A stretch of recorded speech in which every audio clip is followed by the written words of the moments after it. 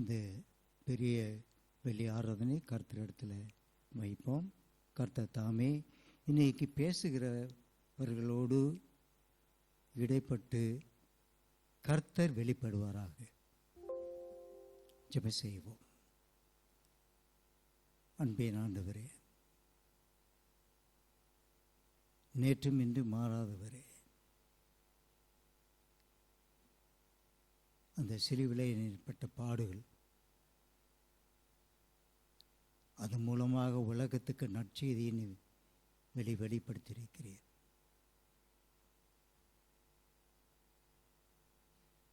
இரத்தம் சிந்துதல் இல்லாவிட்டால் பாவ மன்னிப்பு கிடையாது என்று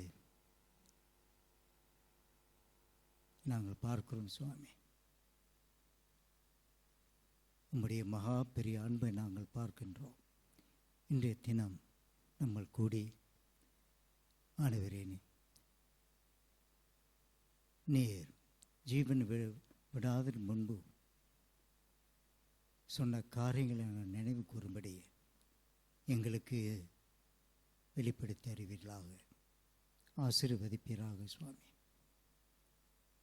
கர்த்தருடைய கரம் ஒவ்வொரு மேல் தங்கியிருப்பதாக, விசேஷமாக அந்த கர்த்தருடைய வசனங்களை போதிக்கிறவர்களோடு தங்கியிருக்க வேண்டும் என்று நாங்கள் ஜெபிக்கின்றோம். ஆசீர்வதிப்பீராக. இயேசுவின் நாமத்திலே எடுத்து பார்க்கிறோம் நல்ல பிதாவே. ஆமென், ஆமென். நம்ம எப்போது ஆரம்ப பாடலை பாடுவோமாக.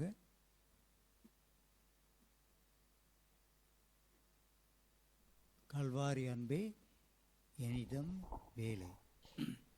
கல்வாரி அந்த பாட்டு தானே? சரி, வாங்க.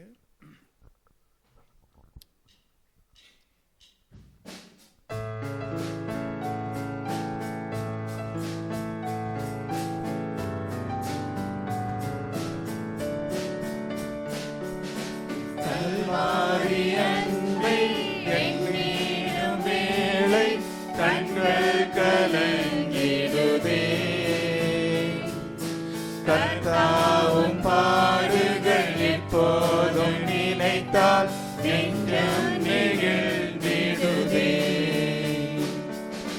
கல்வாரி அன்பை எண்ணிடும் வேளை கண்கள் கலங்கிடுதே. கர்த்தாவும் பாடுகள் எப்போதும் நினைத்தால் நெஞ்சம் நெகிழ்ந்திடுதே. கெத்செமனே பூங்காவினில் கதறி அழும் ஓசை, கெத்செமனே பூங்காவினில் கதறி அழும் ஓசை, எத்திசையும் தோணிக்கின்றதே. எங்கள் மனம் தீகைக்கின்றதே. கண்கள் கலங்கிடுதே. கல்வாரி அன்பை எண்ணிடும் வேளை கண்கள் கலங்கிடுதே. கர்த்தாவும் பாடுகள் எப்போதும் நினைத்தால் நெஞ்சம் நெகிழ்ந்திடுதே. சிலுவையில் மாட்டி வதைத்தனரோ, உம்மை நிறமாக்கினரோ. சிலுவையில்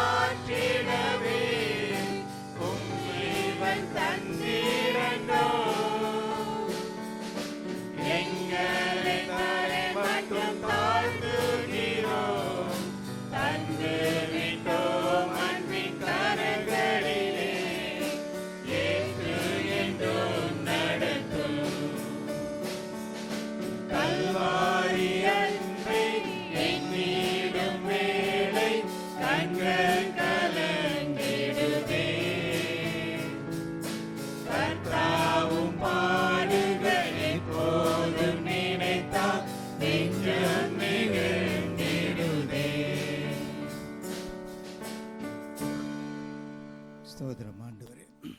இப்போ தொழிக்கு வருவோம்.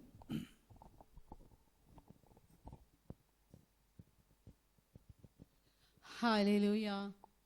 இந்த நாளிலே 2000 வருஷங்களுக்கு முன்பாக தேவாதி தேவனாய் இருந்தவர், ராஜாதி ராஜனாய் இருந்தவர் மனு உருவெடுத்து வந்து நமக்காக அவர் சிலுவையிலே பாடுபட்ட அந்த நாளை நாம் அனுசரிக்க வந்திருக்கிறோம். எத்தனை பேர் இந்த நாளிலும் ஆண்டவருடைய சமூகத்தில் உண்மையாய் நம்மை நாம் ஒப்பு கொடுப்போம். கர்த்தர் நம்முடைய பாவங்களுக்காக, நம்முடைய மீறுதலுக்காக, நம்முடைய அக்கிரமத்துக்காக, நம்முடைய அநியாயத்துக்காக, நம்முடைய கீழ்ப்படியாமைக்காக, நம்முடைய வேதனைக்காக, நம்முடைய வருத்தத்துக்காக, நம்முடைய நோய்க்காக, நம்முடைய மரணத்துக்காக, நம்முடைய சாபத்துக்காக சிலுவை மரணத்தை எடுத்துக்கொண்ட தேவாதி தேவனை நோக்கி நாம் அனைவரும் நம்மை நாமே ஒப்பு கொடுத்தவர்களாய் அவரை நோக்கி பார்ப்போமா, பாடுவோமா? ஒப்பு கொடுத்தீர் ஐயா உண்மையே எனக்காக என்று சொல்லி ஆண்டவரை நோக்கி பாடுவோம்.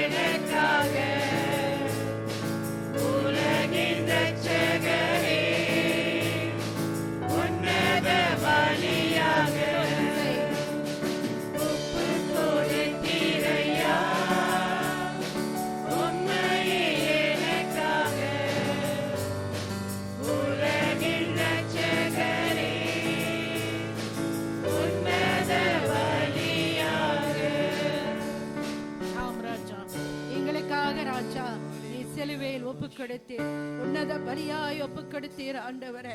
அதற்காயுமே ஆராதிக்கிறோம் ஆண்டவரே, உம்மை துதிக்கிறோம் அப்பா, உம்மை உயர்த்துகிறோம் ஆண்டவரே. அப்பா, நீர் எங்களுக்கு செய்த இந்த ஈவு ஆண்டவரே, நாங்கள் சொல்லி முடியாத நன்மைகளுக்காக ஆண்டவரே, எங்களுக்கு நீ செய்த இந்த ஆண்டவரே தியாகத்துக்காக உம்மை நாங்கள் ஆராதிக்கிறோம் ஆண்டவரே, உம்மை நாங்கள் துதிக்கிறோம் ஆண்டவரே, உம்மை நாங்கள் ஸ்தோத்திரிக்கிறோம். நீர் எங்களுக்காக கல்வாரி சிலுவையிலே ஆண்டவரே ரத்தத்தை சிந்தினீர் ஆண்டவரே. அந்த தயவுக்காய் உம்மை நாங்கள் ஸ்தோத்திரிக்கிறோம், உம்மை நாங்கள் ஆராதிக்கிறோம், உம்மை நாங்கள் மகிமைப்படுத்துகிறோம். பாடுவோமா? அன்பே கல்வாரி அன்பே என்று சொல்லி.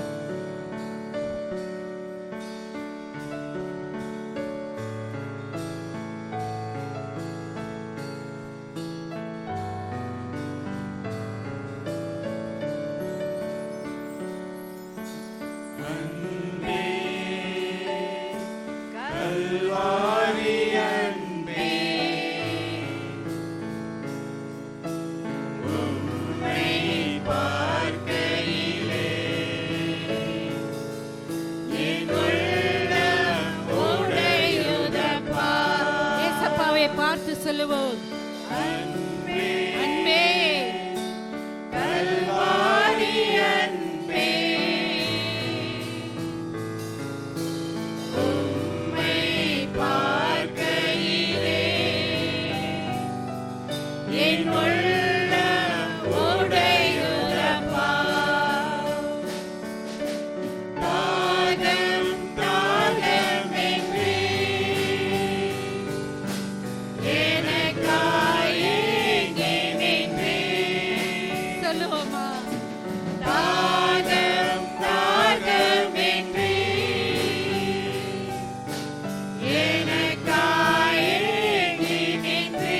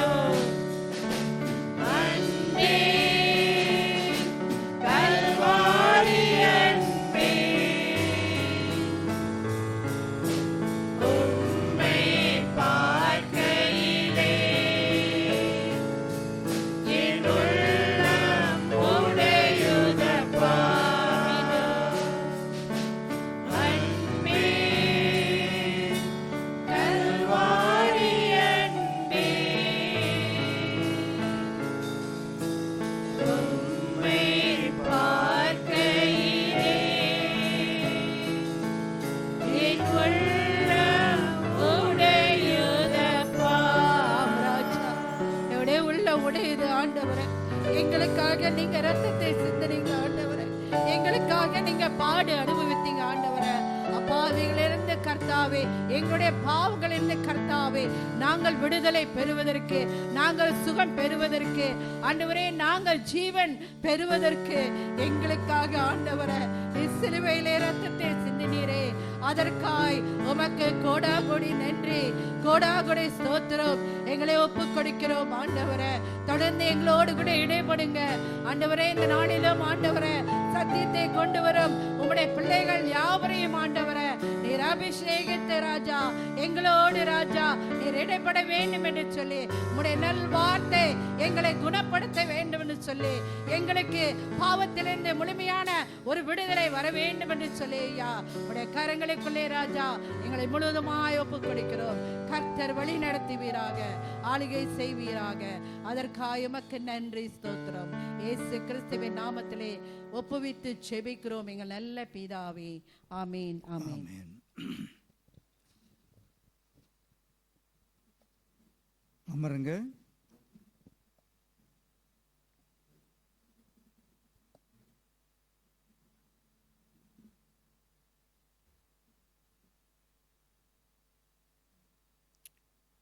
இந்த லென்ட் நாட்களில்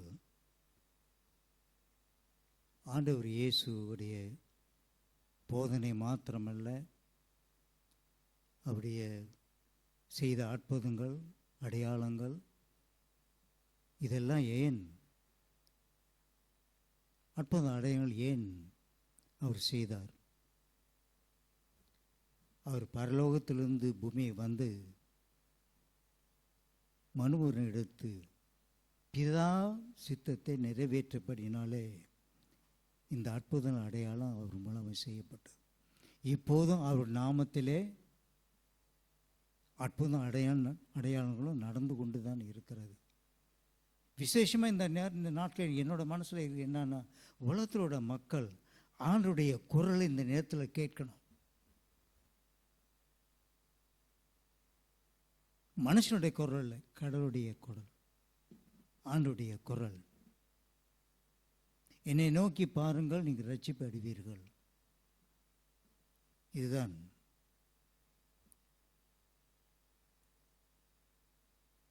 இந்த நேரத்தில் கூட இதை நாம் சிந்திக்க, அவருடைய மரணத்தை சிந்திக்க இந்த அருமையான ஒரு கிருபை. நாம் ஒவ்வொரு வாரம் நாம் இதெல்லாம் சிந்திக்கிறோம், உண்மைதான். ஆனால் அவர் இந்த மாதத்தில், இந்த 2 நாட்கள் விசேஷம் நம்முடைய மைண்டெல்லாம் ஃபோக்கஸ் பண்ணி இந்த முக்கியமான காரியத்தை நீ சிந்திக்க வேண்டும். ஆண்டவரே ஜெபம் பண்ணுவோம். ஆண்டவரே ஸ்தோத்திரம், ஸ்தோத்திரம், ஸ்தோத்திரம். ஆண்டவரே, உலகத்துக்கு ஒளியாகும் வந்த தேவன், மனுஷன் செய்த எல்லா பாவங்களையும் சாபங்களையும் எல்லாவற்றையும் நீ சுமந்து கொண்டீர். மனுஷர்களுக்கு அது விடுதலையை கொடுத்தீர். பெரிய ஒரு விடுதலை, பாவத்திலிருந்து விடுதலை, பிசாசனுடைய பிடியிலிருந்து விடுதலை.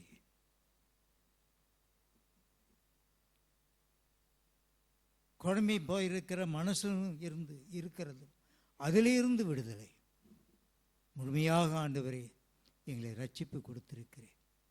இந்த முழு மனுஷனையும் நீ ரட்சிப்பு கொண்டு வந்திருக்கிறேன். அதற்காக நன்றி செலுத்துகின்ற ஆண்டவரே, உம்முடைய தயவு இரக்கம் எங்கள் மேல் வைத்து ஆதியிலே உம்முடைய சித்தம் பிரகாரம் எங்களை அழைத்து உம்முடைய குரலை கேட்கும்படி செய்தீர். அதற்காக நன்றி செலுத்து. இப்போது கூட உம்முடைய குரலை கேட்க நாங்கள் வாஞ்சையோடு இருக்கின்றோம் ஆண்டவரே. இந்த பொழுதுல உள்ள மக்கள் இந்த நேரத்தில் உம்முடைய குரலை கேட்கட்டும், உம்முடைய சத்திய வார்த்தையை கேட்கட்டும். அநேக மக்களுக்கு ரட்சிப்பு உண்டாகட்டும்.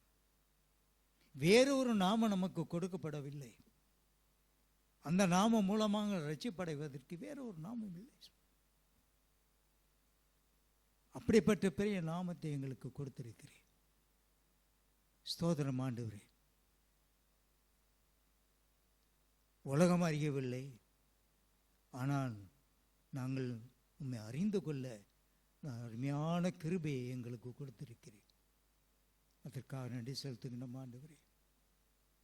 ஸ்தோத்திரிக்கிறோம், ஸ்தோத்திரம் செலுத்துகின்றோம். இயேசுவின் நாமத்திலே எடுத்து பார்க்கிறோம் நல்ல பிதாவே, ஆமென். கர்த்தருடைய ஜெபத்தை நாம் சேர்ந்து சொல்லுவோமாக. பரலோகத்தில் இருக்கிற பிதாவே, உம்முடைய நாமம் பரிசுத்தப்படுவதாக, உம்முடைய ராஜ்யம் வருவதாக, உம்முடைய சித்தம் பரலோகத்தில் செய்யப்படுகிறது போல பூமியிலேயும் செய்யப்படுவதாக. அன்றண்ட ஆகாரத்தை எங்களுக்கு தாரும். எங்களுக்கு விரோதமாய் குற்றம் செய்கிறவர்களே நாங்கள் மன்னிக்கிறது போல எங்கள் குற்றங்களை எங்களுக்கு மன்னியும். எங்களை சோதனையில் இருந்து பிரவேசிக்க பண்ணாமல் தீமையிலிருந்து ரட்சித்துக் கொள்ளும். ராஜ்யமும் வல்லமையும் மகிமையும் என்றென்றைக்கு உம்முடையவைகளே. ஆமென், ஆமென். நாம் ஸ்டாலின் ஐயாவை கூப்பிட்டு அவர் இப்போ இந்த 7 வார்த்தைகள் எல்லாம் அவர் கையில் தான் இருக்குது. ஐயா வாங்க. கர்த்தருடைய பரிசுத்த நாமத்திற்கு மகிமை உண்டாவதாக. நம்ம இந்த குட் ஃப்ரைடேக்கு நம்ம வந்திருக்கோம். கர்த்தர் நம் மத்தியில் இருக்கிறார் என்று நாம் விசுவாசத்தோடு நாம் வந்திருக்கிறோம். இது ஒரு அமைதியான நாள், நல்ல நாள், நாம் கொண்டாடுவோம். நம்ம இப்போ என்ன பண்ண போகிறோம்னா, நம்ம 7 வார்த்தை நம்ம 7 பேர் ரெடியாக இருக்காங்க பேசுறதுக்கு.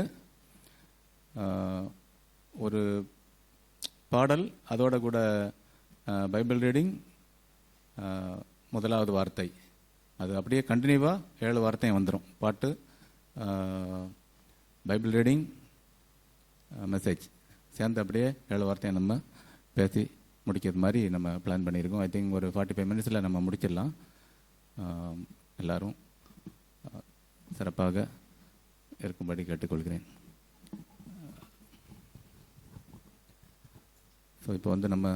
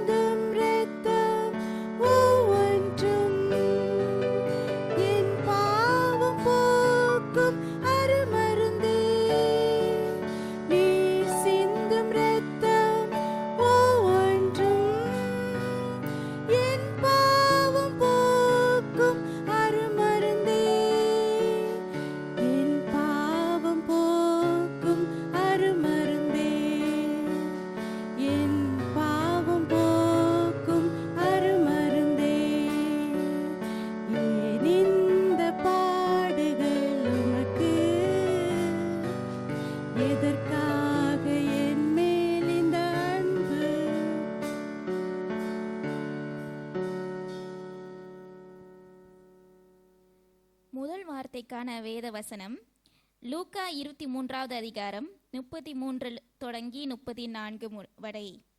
கபாலஸ்தலம் என்று சொல்லப்பட்ட இடத்தில் அவர்கள் சேர்ந்த பொழுது அங்கே அவரையும் அவருடைய வலது பக்கத்தில் ஒரு குற்றவாளியையும் அவருடைய இடது பக்கத்தில் ஒரு குற்றவாளியும் சிலுவைகளில் அறைந்தார்கள். அப்பொழுது இயேசு, பிதாவே, இவர்களுக்கு மன்னியும், தாங்கள் செய்கிறது இன்னதென்று அறியாதிருக்கிறார்கள் என்றார். அவருடைய வஸ்திரங்களை அவர்கள் பங்கிட்டு சீட்டு போட்டார்கள். Praise the Lord. நம்ம வாசிச்ச வண்ணமாக லூக்கா 23ஆம் அதிகாரம் 34வது வசனம். ஆண்டவராகிய இயேசு கிறிஸ்து தம் மரிக்கும் தருணத்திலே கடைசி 7 வார்த்தையில சொன்ன முதல் வார்த்தை மன்னிப்பு. பிதாவே, இவர்களுக்கு மன்னியும், தங்கள் செய்கிறது என்னதென்று அறிய இருக்கிறார்கள். அவரை குற்றவாளியாக நிறுத்தினாங்க. ஆண்டவரை அடித்து அவரை ஆணியால் காயப்படுத்தினாங்க. ஆனால் ஆண்டவர் சொன்ன முதல் வார்த்தை மன்னிப்பு. ஏனென்றால் மன்னிப்பு என்றது அவ்வளோ முக்கியமான ஒரு விஷயமா இருக்கிறது. இதே நம்ம சாதாரண ஒரு மனுஷனை நம்ம யாராவது நம்மளை குற்றப்படுத்திட்டா, நம்மளை இது பண்ண நம்மளுக்கு அவ்வளோ வேதனையாக இருக்கும். ஆனால் ஆண்டவர் அந்த விஷயத்தை செய்யவில்லை. அவர் ஒருத்தருக்கு மன்னிப்பை கொடுத்து சொன்னார். ஏனென்றால் மன்னிப்பு என்பது கடவுள் கழுகிற யுத்த முறை. மன்னித்து கையாட்ட ஒரு மனிதனை கஷ்டப்படுத்தவில்லை. நம்மனா கஷ்டப்படுத்துவோம், யாராவது நம்மளை புண்படுத்திட்டா நம்மளை அவங்கள பேசுவோம். ஆனால் ஆண்டவர் அப்படி செய்கிற மனிதன் இல்லை, அவர் கடவுள். மன்னிக்கும் போது நம்மளுக்கு ஒரு பலன் வரும், ஒரு கிருபை வரும். நம்ம அடுத்தவங்களை ரிவெஞ்ச் எடுக்காத படிக்கு மன்னித்து விடுவோம். மன்னிப்பு என்பது ஒருத்தனை காட்டிலும் பெரியதாக இருக்கிறது. அதனால்தான் கடவுள் உற்றனோரை ஒரு மனிதனை உயிர்ப்பிக்க முடியும், ஒரு மனிதனை மாற்ற முடியும். இயேசுதான் மன்னிப்பு கொடுக்க முடியும். அந்த நேரத்தில் அவரை அடித்து அவரை இது பண்ணும்போது ஆண்டவர் சொன்ன ஒரு வார்த்தை, மன்னிப்பே அவருக்கு கொடுக்கப்படும். மன்னிச்சு நம்ம சில நேரத்துக்கு நினைப்போம், மன்னிச்சென்றா நம்ம நான் தோத்து போயிட்டேன்னு அர்த்தம்னு. இல்லை, அது நம்மளுக்கு பலனை தரும், அது இன்னும் உற்சாகத்தை தரும் ஒரு மனிதனை நம்ம மன்னிக்கும் போது. ஒரு தடவை பேதுரு கேட்டார், ஆண்டவரே என் சகோதரனை 7 வாட்டி மன்னிக்கணுமா? ஆனால் ஆண்டவர் சொன்ன வார்த்தை மத்தேயு 18:21-22 ஒரு ஆள் வாசிங்க. மத்தேயு 18:21-22.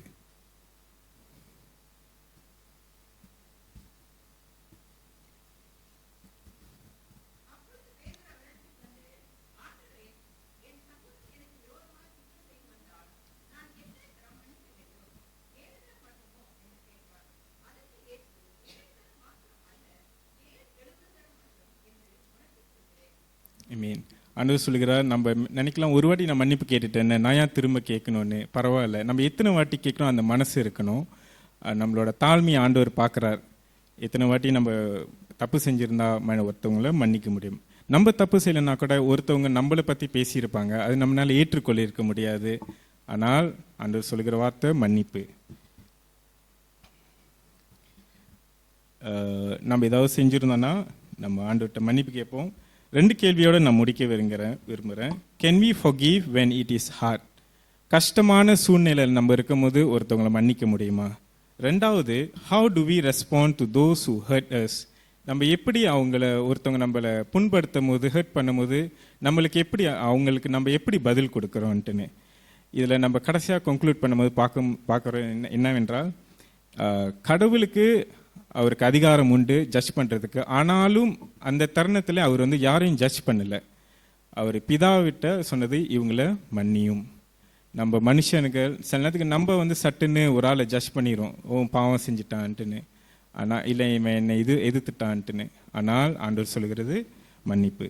அவரே அவரோட பிதாவிட்ட கேட்டார், ஆண்டவர் பிதாவே இவங்கள மன்னியும். ஆமென்.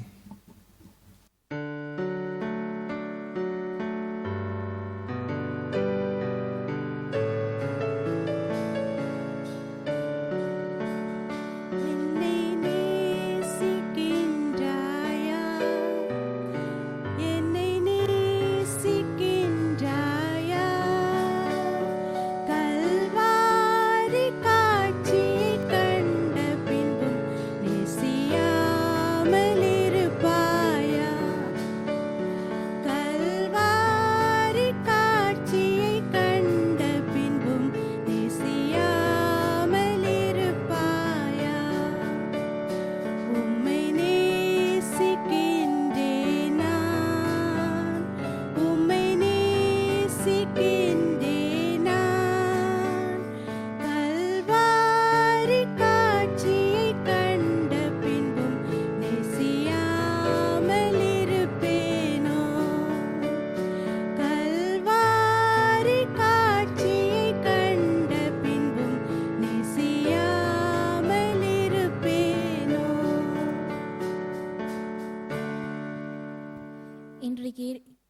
போதனைக்கு எடுக்கப்பட்ட வேத வாசிப்பு லூக்கா எழுதின சுவிசேஷம் அதிகாரம் 23:39 வசனத்திலிருந்து 43 வசனம் வரை.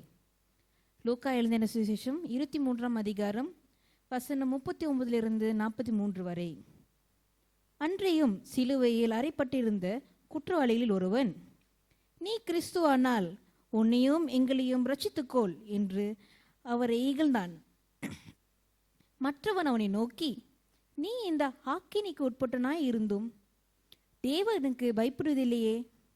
நாமோ நியாயப்படி தண்டிக்கப்படுகிறோம், நாம் நடப்பதற்கு தக்க பலனை அடைகிறோம், இவரோ தகாத ஒன்றையும் நடப்பிக்கவே இல்லையே என்று அவனை கண்டித்து கொண்டு இயேசுவை நோக்கி, ஆண்டவரே, நீர் உம்முடைய ராஜ்யத்தில் வரும்போது அடியனை நினைத்தருளும் என்றான். இயேசு அவனை நோக்கி, இன்றைக்கு நீ என்னோடு கூட பரதீசிலே இருப்பாய் என்று மெய்யாகவே உனக்கு சொல்லுகிறேன் என்றார். தேவன் தாமே இந்த வசனத்தை ஆசீர்வதிப்பாராக. ஆமென். ஆண்டவர் சொன்ன ரெண்டாவது வார்த்தை, I'll tell you the truth, today you will be with me in paradise. இப்போ நம்ம ஜஸ்ட் இமேஜின் பண்ணி பார்ப்போம். இந்த வார்த்தையை ஆண்டவர் சொல்லும் போது, he was hanging on the cross between two convicted criminals. And இந்த நேரத்தில் it was bad enough that he was whipped, scourged, humiliated, and they stripped his clothes off, and also they mocked him, and he was nailed on the cross. அப்போதான் இதெல்லாமே நடக்கும் போது தான் one of the criminal, the first thief, is saying to Jesus, if you are the Messiah that you said you are, why don't you come down and save us and also save yourself? அப்போதான் the second thief is telling to him, உனக்கு ஆண்டவர் பயமே இல்லையா? நம்ம பக்கத்தில் இருக்கிறவர் நம்மளை போல கிடையாது, நானும் நீயும் நம்மளுக்கு தெரியும் that we are deserve to be here because of what we did in our sin. But இவர் அப்படி இல்லை, அவர் ஒரு பாவமும் செய்யாதவர். அப்போதான் the second thief is saying to Jesus in verse 42 that Jesus, will you please remember me when we come into your kingdom? He was so humble and he said that to Jesus at that moment. And that is when Jesus is replying to him, my friend, today you will be with me in paradise. This whole thing we can see that it is teaching us about salvation. இதுல ரெண்டு காரியம் இருக்கு நம்ம பார்க்கிறது. First, the request that the thief made. Actually, that moment when the thief was telling that to Jesus, when he said that, he was actually literally dying. And the dying momentலயும் he can say that, Jesus, please remember me. ஆனா அதுக்கு முன்னாடி this thief, when he caught for what of his sins, he was also together with all the Jews and Romans, and also with the other thief, he also mocked Jesus at that same time. If we can see in Matthew chapter 27 verse 44, அதுல clear-ஆ போட்டிருக்கோம், the thieves were crucified with Jesus and mocked him. And அந்த நேரத்துல even the whole world was against Lord Jesus Christ, but at that point the miracle of God's grace changed the thief's heart. And actually he realized that the man who was crucified beside him was none other than the Lord of glory. He requested with such a humble manner, தாழ்மையோடு தான் அவர் ஆண்டவர்கிட்ட அப்படி கேட்டாரு, because he recognized that he was a sinner, and he also realized that Jesus was the true savior indeed. இன்னைக்கு நம்மளோட வாழ்க்கையும் அந்த தீஃபை போல தான், அந்த same exactly like the dying thief. நம்ம சில நேரத்தில் ஆண்டவரோட வார்த்தையை மறுதளிச்சிருப்போம், நம்ம பாவங்கள் செஞ்சிருப்போம். But when we realize and repent to God, His grace will touch upon us. And the second thing that we're going to see is the response. Jesus answered him in the verse 43. He said that, I'll tell you the truth today, you will be with me in paradise. Jesus is giving him a promising word. ஆண்டவர் அந்த நம்பிக்கை கொடுக்கிறார். We can see hope that Jesus gave to the thief, that he will be in paradise, which is heaven. The thief who had lived a life full of sin is now going to spend eternity in heaven because he trusted Jesus. அவர் இயேசுவை நம்புறனால அவருக்கு அந்த நித்திய வாழ்வு கிடைக்குது. And ஆண்டவர் இது சொல்லும் போது அந்த வார்த்தையை, it's not only he's going to be in paradise, but he's also will be in the presence of Jesus himself. What an beautiful and unspeakable joy it is to see that a sinful thief is now straight to paradise to be with Jesus for all eternity. So ஆண்டவர் கொடுக்கிற இந்த response is same to us also. When we trust in Christ as the Savior that sent from God, we immediately receive the promise of an eternity in paradise with Jesus. We all know that there is no such thing as purifying and cleansing, but all of us who trust in Jesus, நம்ம இயேசுவை நம்பினாக்கா, we will be immediately transported to the presence of Christ in paradise. இதுதான் ஆண்டவர் நம்மளுக்கு கொடுக்கிற நம்பிக்கை. This is the hope that Jesus has given us. The second word of Savior on the cross is directed to one of the thief that crucified with him. In conclusion, the second word teaches about salvation. அழகா சொல்லியிருக்குது ரட்சிப்பு பத்தி. Thank you, Ami.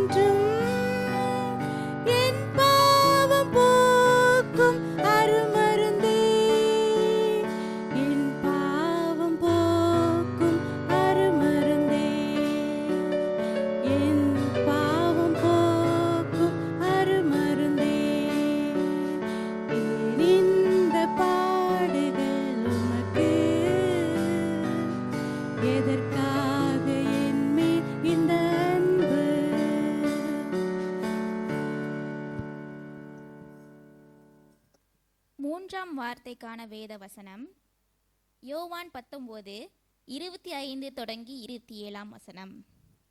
இயேசுவின் சிலுவையின் அருகே அவருடைய தாயும் அவருடைய தாயின் சகோதரி கிளையோபா மரியாளும் மகதலேனா மரியாளும் நின்று கொண்டிருந்தார்கள்.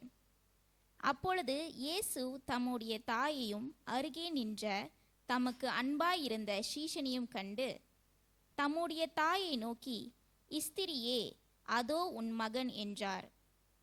பின்பு அந்த சீஷனை நோக்கி, அதோ உன் தாய் என்றார். அந்நேரம் முதல் அந்த சீஷன் அவளை தன்னிடமாய் ஏற்றுக்கொண்டான். ஆமீன். ஓகே, வசனம் வந்துட்டு 25 ஆங்கிலத்தில் வாசிக்கிறேன்.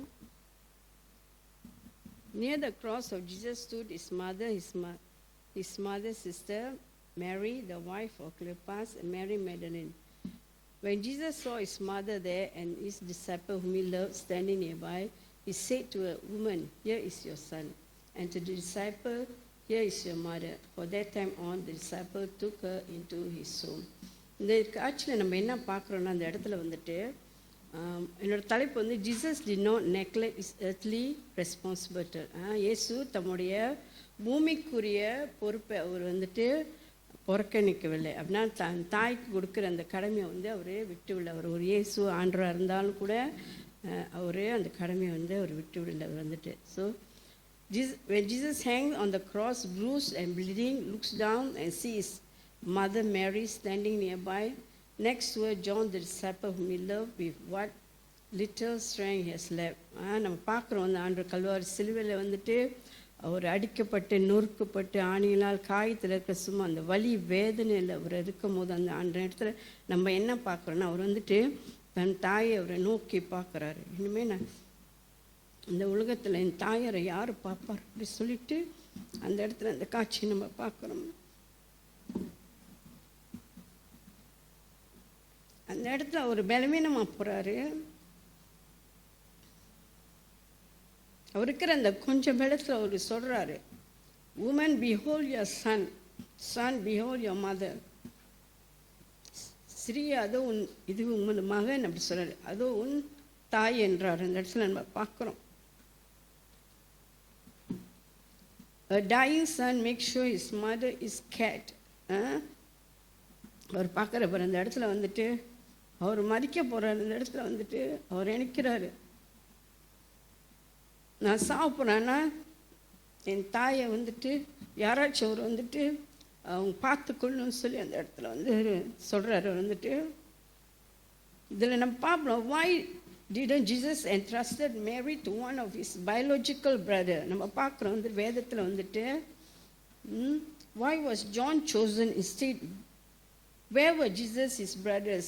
It's important to remember Jesus had siblings. நம்மளுக்கு தெரியும் ஏசு கிறிஸ்துக்கு வந்து சகோதரன் எல்லாம் இருந்தாங்க. அவங்களுக்கு வந்துட்டு ஒரு தமிழில் வாசிக்கணும்னே கேட்டுக்கொள்கிறேன். Matthew 13:55-56 வசனம். Matthew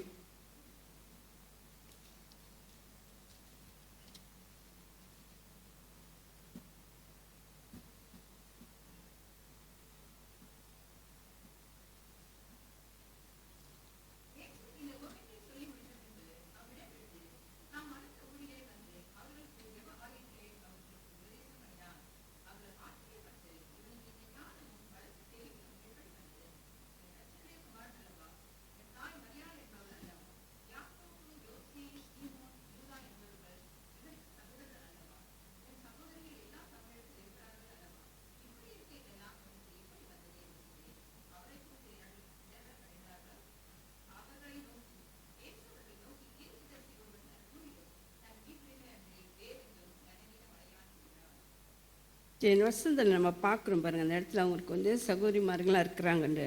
ஆனாலும் ஆண்டவர் வந்துட்டு யோவான் அந்த இடத்த சூஸ் பண்ணினாலும் யோவான் ஏன் நம்ம பார்க்குறோன்னா, அவர் எப்போ பார்த்தாலும் வந்து எங்கே போனாலும் ஆண்டரோட அவர் வந்து பின் சொல்லி யோவான் அவரோட போவார்.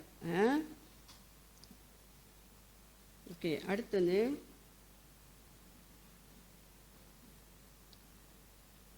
okay, you will expect why Jesus to entrust Mary to one of his brothers. ஏன் அவர் வந்துட்டு இயேசு தனது சகோதரர்களை ஒப்பு கொடுக்கல தன் தாய் அப்படின்னு நம்ம பார்ப்போம். யோவான் 7:5 பாருங்க.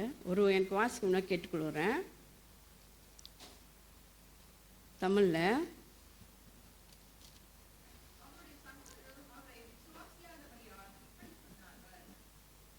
பாருங்க, அவங்க சகோதரர்கள் வந்து அவர் வந்து நம்பலை. அவர் வந்துட்டு ஆண்டவர் வந்து இந்த மாதிரி அற்புதம் செய்கிறாரு, ஆளுங்களை ரெச்சிப்பு கொண்டு வர சொந்த சகோதரர்களுக்கு தான். ஆனால் அவங்கள வந்து அவர் வந்து நம்பலை. அவங்க வந்து நம்ம போகிறோம் அவ்வளோ பக்கத்தில். ஆனால் யோவான் ஒண்டி தான். ஏன் John was there, John the disciple who remained faithful, who never left his side. Yovan. So அந்த நேரத்தில் கல்வாரி சிலுவையில் ஆண்டவர் மரிக்கும் போது அந்த இடத்துல நம்ம பார்க்குறோம் என்னன்னாக்கா, யோவான் அந்த பக்கத்தில் தாயும் யோவானும் அந்த பக்கத்தில் இருக்கிறத நம்ம பார்க்குறோம். இதெல்லாம் வந்து ஒரு நோக்கம் இருக்கு. This move was not just providing Mary's needs, it was about establishing something greater at the cross. Jesus was doing more than transferring responsibility, it was redefining family itself. அந்த இடத்துல நம்ம பார்க்குறோம் ஆண்டு எல்லாம் ஒரு நோக்கத்தோடு ஒரு சித்தத்துக்கோடு ஆண்டு இந்த காரியத்தெல்லாம் செய்கிறார். எதுக்காக அப்படின்னு நம்ம பார்க்குறோம். Okay, Mary knew Jesus is the son of God. எப்படி மேரிக்கு தெரியும் Jesus is the son of God? லூக்கா 1:31-33 படிங்க.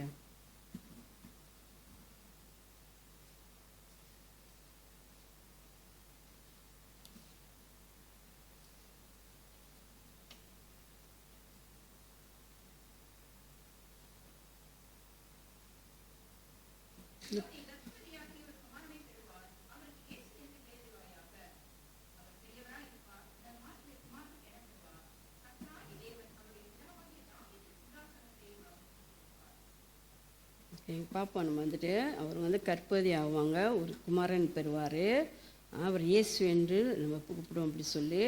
he will great and be called the son of the most high அப்படின்னு சொல்லிட்டு அவர் தாவீதோட த்ரோன் வந்துட்டு அதில் இருப்பார் அப்படி சொல்கிறாங்க. He will reign Jacob descend forever. His kingdom will never end. அவர் ராஜ்யம் வந்து அவர் ராஜ்யத்துக்கு வந்துட்டு ஏண்டே இல்லை அவருக்கு வந்துட்டு. அதை பார்ப்போம். அடுத்தது வந்து லுக்கா 34:35.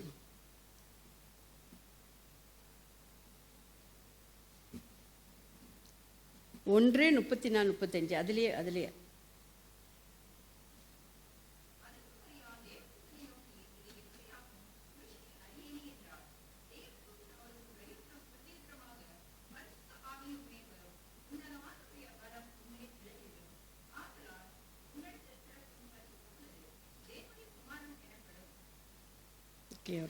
நான் ஒரு கன்னியாக இருக்கிறேன், எப்படி எனக்கு வந்து இந்த பிள்ளை பிறக்கும் கேட்குறேன். அப்போ அவங்க சொல்கிறாங்க, எஞ்சில் தேவத்தூர் சொல்கிறாங்க, பரிசுத்தவான் உன் மேலே வருவார், நீ வந்து இந்த மோஸ்டாக ஓ ஷேடோ யூ, நீ வந்து கற்பிணியா ஆவ, நீ வந்துட்டு உனக்கு ஒரு பிள்ளை பிறக்கும், will be son of God அப்படின்னு இந்த இடத்துல அவங்க சொல்கிறாங்க. அது வந்துட்டு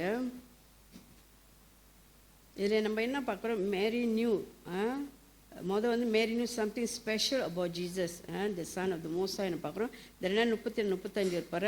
த holy spirit will come upon him, the most high will overshadow him, the holy spirit shall call him son of God அப்படின்னா அதெல்லாம் நம்ம பார்க்குறோம். லுக்கா 3:31 37 38 படிங்க. அதுலேயே இருக்கு பாருங்க.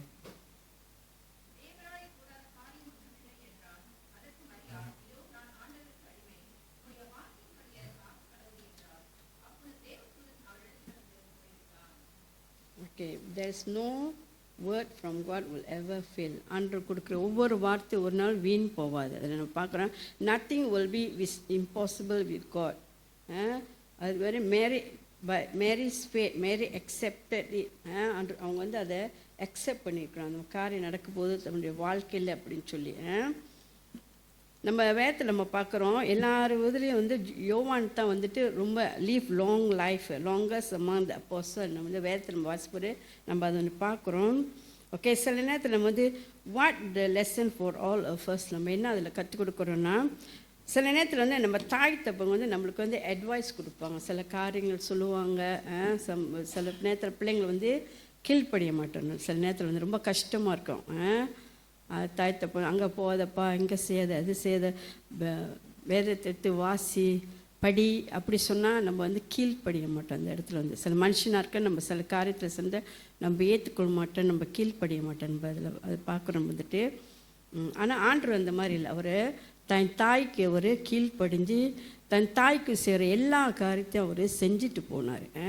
மனுஷனாக இருக்கிற உலகத்தில் சில நேரத்தில் மனுஷனாக இருக்கிற இப்போ சில நேரத்தில் வந்துட்டு love your parents. We are so busy growing up, we often forget they are also growing old. நம்ம வளர்ந்து கொண்டே இருக்கிறோம், வாழ்க்கையில் முன்னேறி கொண்டே இருக்கிறோம், போய்கிட்டே இருக்கிறோம், வேலையில் எல்லாம் படிப்பு கல்வி அறிவில் எல்லாம் போகிறோம். ஆனால் சில நேரத்தில் வந்து நம்ம மறந்துடும். நம்ம தாய் தப்புனை வந்து அவங்க வயசு வந்து ஓலாக போடுறாங்க, வயசாக போடுறாங்க அப்படி சொல்லி நம்ம மறந்துடும். அவங்களுக்கு செய்கிற கடமை காரியங்கள் எல்லாம் நம்ம வந்து மறந்துடுறோம். நம்ம சில வேலையில் வந்துட்டு ஏன்னா வயதான விட்டுரும். ஏன்னா சின்ன பிள்ளைங்க அவங்க எப்படி நம்மளெல்லாம் பார்த்து கவனிச்சிருப்பாங்க அவங்களாம். ஸோ சில வேலையில் வந்து நம்ம மறந்துடுறோம் எல்லாம் வந்துட்டு. ஓகே, சில நேரத்தில் do you know a simple phone call can make them happy. இப்போ நம்ம தொழில் வேலை செய்யணும், ஒரு ஃபோன் கால் அடிச்சுக்கிறேங்க, அவங்களுக்கு ஹாப்பியாக இருக்குன்னு தெரியும்.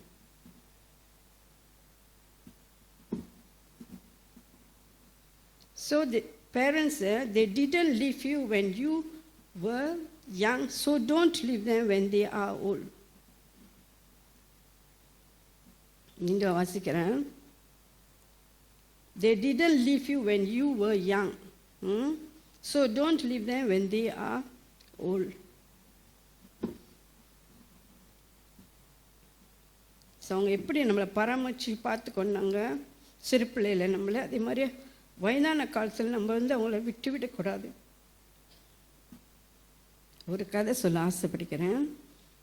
ஒரு திருமணாக கப்பல்ஸ் இருந்தாங்க. அவங்க வந்துட்டு இந்த மனைவிக்கு வந்து அந்த தகப்பனாரை பார்த்துக்க வந்து பிடிக்கல.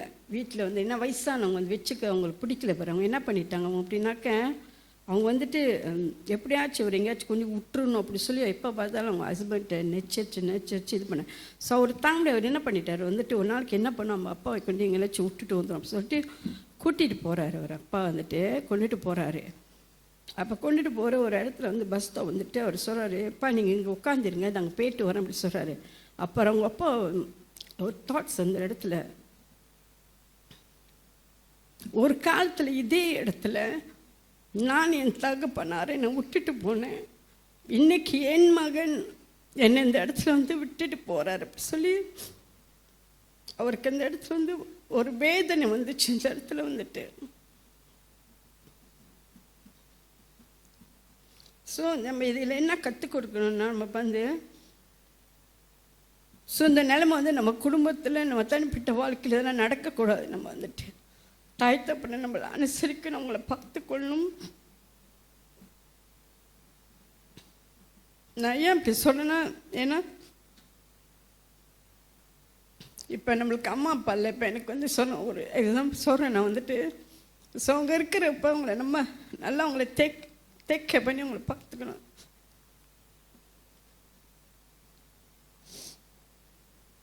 கர்த்தருக்கு நன்றி சொல்கிறேன். தேங்க்யூ.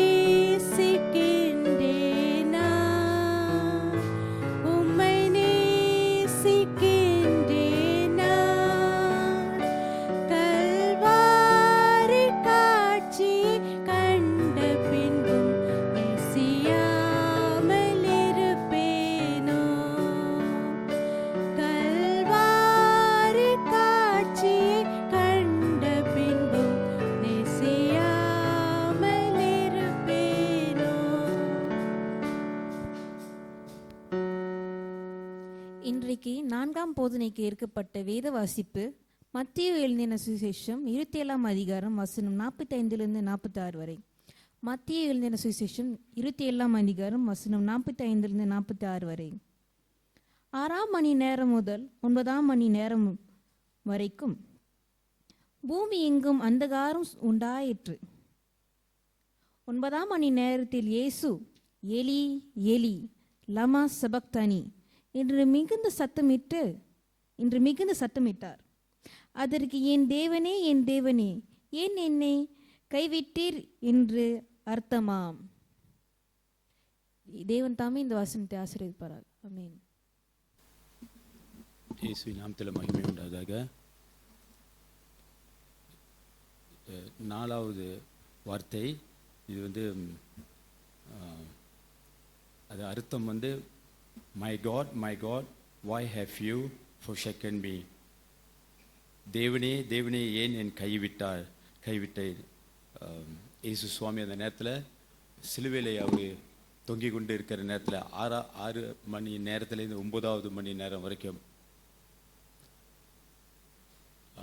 மற்ற 7 வார்த்தையில் நீங்கள் பார்த்தீங்களா அவர் பேசுறது இருக்கு. ஆனால் இதில் அவர் பேசலை. ஒன்று தான், இது மட்டும்தான் அவர் சொல்கிறாரு. அது மற்ற இதில் நீங்கள் கோ த்ரூ பண்ணிங்களா அது நல்லா தெரியும்.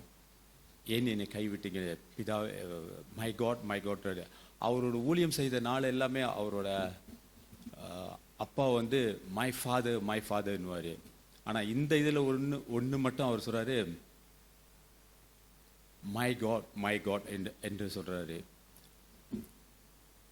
6 மணிலேயும் 9வது மணி வரைக்கும் அவரோட வழிகளை அவர் வெளிப்படுத்தி கொண்டு இருக்கிறாரு. அவ்வளோ நேரம் அந்த சிலுவையில தொங்கி கொண்டு இருக்கிற நேரத்தில் அவரோட கடினமான உள்ள வழி, அந்த நேரத்தில் எல்லாமே இருளாக வேற ஆயிடுச்சு. அந்த வழி அவர்னால தாங்க பண்ண முடியாததுனால கதறாரு. அவர் சத்தமாக அவர் பேசுகிறாரு. நம்மளுக்கு எதுவும் வழி எதுவும் இருந்தால் எப்படிங்க இருக்கும்? சிரிச்சுக்கிட்டு இருக்கோமா? எப்படி இருக்கும்? சரியான வேதனையாக இருக்கும். அழுவோம், நம்ம கத்துவோம். நம்ம தொங்கி கொண்டு இருக்கிற நேரத்தில் அப்படி எதுன்றாரு. நான் ஒரு காரியத்தை சொல்ல ஆசைப்படுகிறேன். எங்கள் வீட்டில் ஷீலிங் வந்து இவ்வளோ வசனம் இருக்குது, இதோட கொஞ்சம் கீழே இருக்கும். அங்கே பார்த்தீங்களா, அதெல்லாம் ஓட்ட ஓட்டையாக இருக்குது பார்த்தீங்களா, அதில் மேலே ஏறிடலாம் நம்ம. அப்போ நான் ஒரு வாட்டி என்ன செஞ்சுட்டேன்னா, ஒரு லேடர் இருக்குது, அந்த படி இவ்வளோ வசனம் இருக்கும். சரி, இந்த ரூம்பு இந்த மேலே என்ன தான் இருக்குது அப்படின்ட்டு ஏறி பார்க்கலான்னு கையெல்லாம் எடுத்துக்கிட்டு மேலே ஏறிட்டேங்க. அது மேலே ஏறிட்டோன்னே கையை அப்படி வச்சுக்கிட்டு அந்த செவரில் அப்படி வச்சுக்கிட்டு இருந்தோன்னே கீழே அந்த லேடர் பறந்துருச்சு. இப்படி உதறணுன்னே அது கீழே போயிடுச்சு. தொங்கி கொண்டு இருக்கிறேன், கத்திரம் கடந்து நான் சரியான சத்தமாக கத்துறேன். ஏன்னா உளுந்தா கால் உடஞ்சிரும். அந்த மேலேருந்து கீழே பார்க்க அந்த ஒரு பயம் வந்துடுது எனக்கு. கத்திரம் கடந்து இவங்க தேடுறாங்க எங்கே இந்த சத்தம் வருது அப்படின்னு. அந்த ரூம் இந்த ரூம்லாம் தேடி கடைசியில் கண்டுபிடிச்சி அங்கே தான் இருக்குன்னு அந்த தாங்காப்படியை எடுத்து திருப்பிட்டும் வச்சுட்டாங்க. கத்துற நேரத்தில் அவங்க வந்து எனக்கு உதவி செஞ்சிட்டாங்க. அப்போ அந்த நேரம், அந்த நின்று கொண்டு இருக்கிற நேரம், அந்த ஒரே ஒரு நிமிஷம் தான், 1 நிமிஷம் 2 நிமிஷம் கூட ஆகல, அப்பேற்பட்ட உள்ள வேர்த்து போயிடுச்சு என் மேலெல்லாம். அவ்வளோ பயம் வந்துருச்சு. சத்தம் அப்பேற்பட்ட சத்தம். இது இயேசு சுவாமி 9 மணி நேரம் நின்று கொண்டு இருக்கிறாரு. அநேக நேரத்தில் நம்ம நண்பர்களோட நான் பேசிக்கிட்டு இருக்கிறவ, தேவன் என்னை கை விட்டுட்டாரு அப்படின்னு கண்டிப்பாக உங்களுக்கு கிட்டேயும் நண்பர்கள் பகிர்ந்து கொண்டு இருக்குவாங்க. கடவுளை நம்பியிருந்தேன், இந்த வேலை கிடைக்கணும்னு, அவரு என்னை கை விட்டுட்டாரு அப்படின்னு. எவ்வளோ காரியத்தில் சில நேரத்தில் நம்ம கூட சொல்லியிருக்கோம், தேவன் என்னை கை விட்டுட்டார். அது ஒரு ரீசன் இருக்குங்க. நான் ஒரு ஏறத்தாழ ஒரு 15 வயசு இப்படி இருக்கிற நேரத்தில் ஒரு தென்னை மரம், அதுவும் ஒரு சின்ன ஒரு தென்னை மரம் தான், அழகான காய் இருந்துச்சு. இந்த மாதிரி ஒரு பலகை இருந்துச்சுல, அதை இழுத்துக்கிட்டு வந்து அந்த மரத்துக்கு கரெக்டாக அந்த காயை வச்சுக்கிட்டு நேராக ஏறிட்டேன். ஏறிட்டு எக்கி பார்க்குற முடியல. கடைசியாக என்ன வச்சுட்டேன், இப்படி குதிக்குவோம் அப்படின்னு நேராக பிடிச்சிட்டேங்க. அந்த காயை பிடிச்சிட்டு அந்த காயம் வருது, அந்த திருப்பி கீழே இறங்கின நேரத்தில் இந்த மேஜை உடஞ்சி உள்ளுக்கு புந்துட்டேன். துருசா அப்பேற்பட்ட வள்ளி என் தேவன் என்னை கை விட்டுட்டாரு.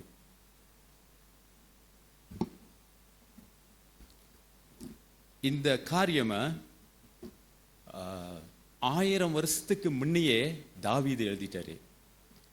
இந்த 2000 வருஷத்துக்கு இப்போதான் நம்ம படிக்கிறோம். ஆனால் இயேசு சுவாமி இந்த சூழ்நிலையை அனுபவிக்குவார் அப்படின்னு 1000 வருஷத்துக்கு முன்னையே எழுதிட்டாரு. அந்த புஸ்தகத்தை கொஞ்ச நேரம் படிக்குமே. த புக் ஆஃப் சாம் 22:1. சங்கீதம் 22வது அதிகாரம் வசனம் 1.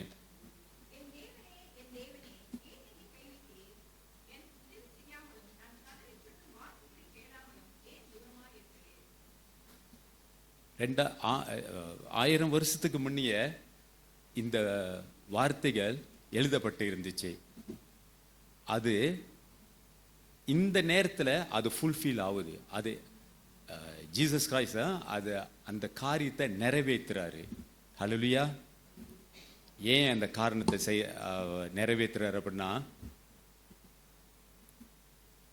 அவர் செய்யாத பாவங்கள், அவர் செய்யாத எல்லா காரியத்தையும் நீங்க நான் எல்லாம் செய்த அந்த காரியத்தை அவரு சுமந்து கொள்றாரு. துக்கங்கள், பாடுகள், நம்மளோட பாவங்கள், இன்னும் சொல்லிக்கொண்டே போலாம், எல்லாத்தையும் அவர் எடுத்துக்கிறாரு.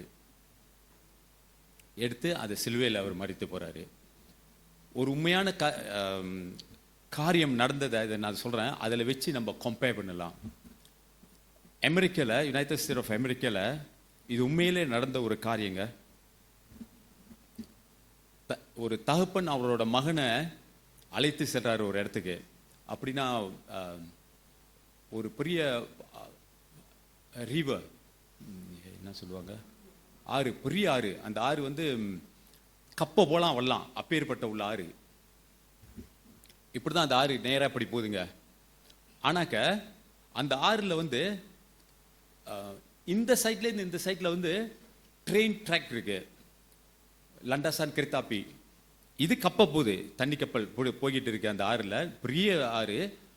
ஆனா இந்த சைட்ல இருந்து இந்த சைட்டுக்கு வந்து அந்த ட்ராக் இருக்கு. அப்ப இந்த மகனை கூட்டிக்கிட்டு போறாரு பாத்தீங்களா, அவர் வந்து இஸ் த ஆப்ரேட்டர். அப்படின்னா அந்த புல்லட் ட்ரெயின் அங்கேருந்து வர நேரத்தில் அவர் ஓடி போய் சிக்னல் அவர் கிடைச்சிரும். அந்த மிஷினை வந்து அந்த கைகளை வந்து இழுத்து விடணும். அப்போதான் அந்த ட்ரெயின் போகிறதுக்கு வந்து அந்த அப்படி மூடும். அப்படி மூடுனா அந்த ட்ரெயின் வேகமாக அப்படி போயிடும். இவரோட மகனை அந்த நேரத்தில் சுற்றி பார்த்து கொண்டு இருக்கிற நேரத்தில் அவருக்கு சிக்னல் கிடச்சிருச்சு. ட்ரெயின் சரியான ஸ்பீடில் வந்துக்கிட்டு இருக்கு. அந்த ட்ரெயினில் வந்து நிறைய ஆள் இருக்காங்க. அவரோட மகன்கிட்ட சொல்றாரு, இந்த இடத்த விட்டு நீ நவராது அப்படின்னு. அந்த ரயில் தண்டவாளம் இருக்குல்ல, அப்படி நின்றுக்கிட்டு இருக்கே, அதை போய் அவர் ஆப்ரேட் பண்ண நேரம் அப்படி ஆயிரும். ஸோ அந்த இடத்துல அங்கே அந்த மகன் அங்கே நின்றுக்கிட்டு இருக்கான். இவர் ஓடி வந்து விறுவிறுன்னு செய்யணும், ஏன்னா அந்த ட்ரெயின் வந்து சரியான வேகத்தில் போயிடும். அந்த நேரத்தில் அவரு அதை இழுத்து கொண்டு இருக்கிற நேரத்தில் அவரோட மகன் என்ன தெரியுமா செஞ்சிட்டாங்க, அந்த இடத்த விட்டு இப்படி கீழே வருது, அந்த இடத்துக்கு கீழே அவர் போயிட்டோன்னு அவரு தடுமாறி போறாரு. என் மகனை என்ன காப்பாற்றணுமா இல்லை இந்த ஜனங்களை என்ன காப்பாற்றணுமா? அநேக ஜனங்கள் இந்த ட்ரெயின்ல போய்கிட்டு இருக்காங்க, சரியான வேகத்தில் அந்த ட்ரெயின் போய்கிட்டு இருக்கு.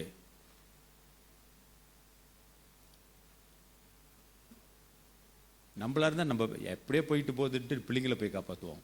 ஆனா அந்த தகப்பன் அன்னைக்கு இந்த ஜனங்கள் காப்பாற்றப்பட வேண்டும் என்று அவர் சற்று நேரம் அந்த பையன் கத்துறான், அப்பா அப்பா அப்பா அப்பா அப்படின்னு. அதை அமுக்கி கொண்டு இருக்கின்றது அந்த ட்ரெயின் தண்டவாளம். அது அவனை அமுக்கி நசுக்கிருச்சு, ரத்தம் பாட்டுக்கே போய் கொண்டு இருக்குது. அந்த ட்ரெயினில் அப்படியே போகுது, ஆளுங்க எல்லாம் சிரிச்சுக்கிட்டு போறாங்க, சந்தோஷமா போறாங்க. ஆனா அங்க ஒரு மகன், அவனை இந்த ஒப்பரித்தோட மகன் அங்க செத்து போய் கிடக்குறான். இந்த ஜனங்களை காப்பாத்துறதுக்கு இந்த அப்பா செய்த தியாகம். அதே போல தேவனை இயேசு சுவாமி தொங்கிக் கொண்டு இருக்கிற நேரத்தில் அவர் சொல்றாரு, மை காட் ஏன் என்னை கைவிட்டீங்க அப்படின்னு. சற்று நேரம் there is a separation between father and son. அவரோட முகத்தை இப்படி மறைத்து கொண்டது, அவரோட அந்த துக்க நேரத்தை, அந்த பாவங்கள் எல்லாம் அந்த ஜனங்களுக்கு மன்னிக்கப்பட வேண்டும். அந்த சிதை சுமந்து கொள்றதுனால அவரோட பிதா அந்த நேரத்தில் அவரோட முகத்தை அவர் மறைத்து கொண்டாரு. ஹல்லேலூயா.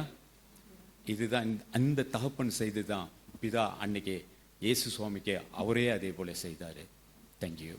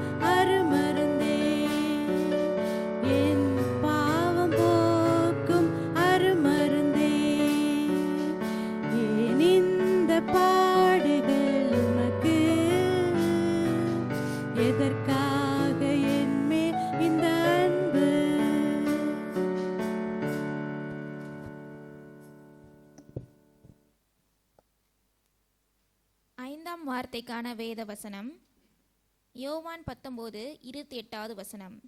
அதன் பின்பு எல்லாம் முடிந்தது என்று இயேசு அறிந்து வேத வாக்கியம் நிறைவேறத்தக்கதாக தாகமாய் இருக்கிறேன் என்றார். ஆமீன்.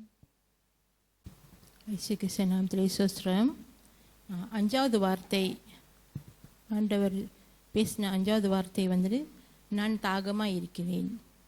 முதல்ல இந்த வார்த்தை நான் கேட்கும்போது எனக்கு என்ன தோணுச்சுன்னா, ஃபிசிக்கலாக உள்ள தாகம், நம்மளுக்கு எப்படி ஃபிசிக்கலாக உள்ள தாகம் நம்மளுக்கு இருக்கும், நம்மளுக்கு தண்ணி குடிக்க கிடைக்கலன்னா நம்ம தாகம் அடைவோம், அந்த தேர்ஸ்டி நம்மளுக்கு எப்படி இருக்கும், அந்த மாதிரி தான் நான் யோசிச்சுட்டு இருந்தேன்.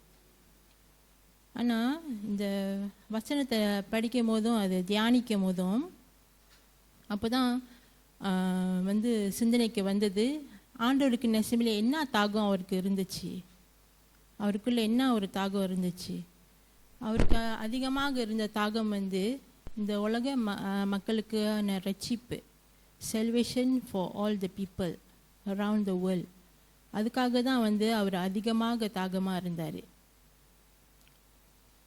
நம்ம பார்க்கும்போது அவர் வந்துட்டு எதுக்காக ஆரம்பத்தில் வந்து நான் யோசிக்கிறேன், எதுக்காக ஆண்டவர் வந்துட்டு இப்படி ரொம்ப கஷ்டப்பட்டு அவர் அந்த சிலுவையில் வந்து அடிக்கிறாங்க, அவரை துன்பப்படுத்துகிறாங்க, எல்லாம் செய்கிறாங்க. ஆனாலும் அவர் அதுக்காக தாங்கிக்கிட்டு இருந்தார். அந்த தாகம், அவருக்கு இருக்கிற அந்த தாகம், ஏன்னா அந்த சிலுவையில் அவர் இருக்கும்போது ஒருவேளை அவர் யோசிச்சிருப்பார், அந்த இன்னமும் அந்த கீழே இருக்கிற ஜனங்கள் அவங்க மத்தியில் வந்து இன்னமும் ரட்சிப்பு அடையாத ஜனங்களை இன்னும் இருக்காங்களே சொல்லி அந்த தாகம் அவருக்குள்ளே இருந்திருக்கும். ஆனால் நம்மளுக்கு தெரியாது, அவரோட சிந்தனையில் அவர் என்ன யோசிச்சுட்டு இருந்தால் நம்மளுக்கு தெரியாது. ஆனாலும் அந்த மாதிரி இருக்கலாம் அப்படின்னு சொல்லி நம்ம பார்க்குறோம். ஸோ அவருக்கு இந்த தாகம் வந்துட்டு ரொம்ப அதிகமாக இருக்குது. உலக ஜனங்களுக்கு ரட்சிப்பு, எல்லா ஜனங்களுக்கும் ரட்சிப்பு. இன்னொரு வசனம் நம்ம பார்த்தோன்னா யோவான் 1:11. யோவான் 1:11.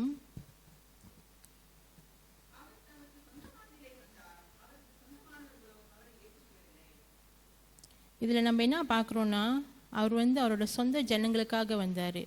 அங்கே வந்து ஜூஸ் பீப்புள், ஆனால் அவங்க வந்து அவரை ஏற்றுக்கொள்ளலை. அவங்கள அந்த மாதிரியா இருந்த ஜனங்களுக்காகவும் அவர் தாகமாக இருக்கிறார். அவங்களோட ரட்சிப்புக்காக அவர் தாகமாக இருக்கிறார். இப்போ வந்துட்டு நம்ம என்ன நம்மளுக்குள்ளே வந்துட்டு இப்போ நம்ம வந்து ஆண்டோரை நம்ம எல்லாம் ஏற்றுக்கொள்கிற பிள்ளைகளாக இருக்கோம்.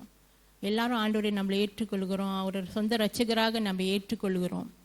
அப்போ நம்மளுக்குள்ளே வந்துட்டு என்ன நம்மளுக்குள்ளே வந்து இப்போ நம்மளுக்கு வேணும், அவருக்கு இருந்த அந்த தாகம் வந்து இப்போ நம்மளுக்குள்ளே இருக்கா?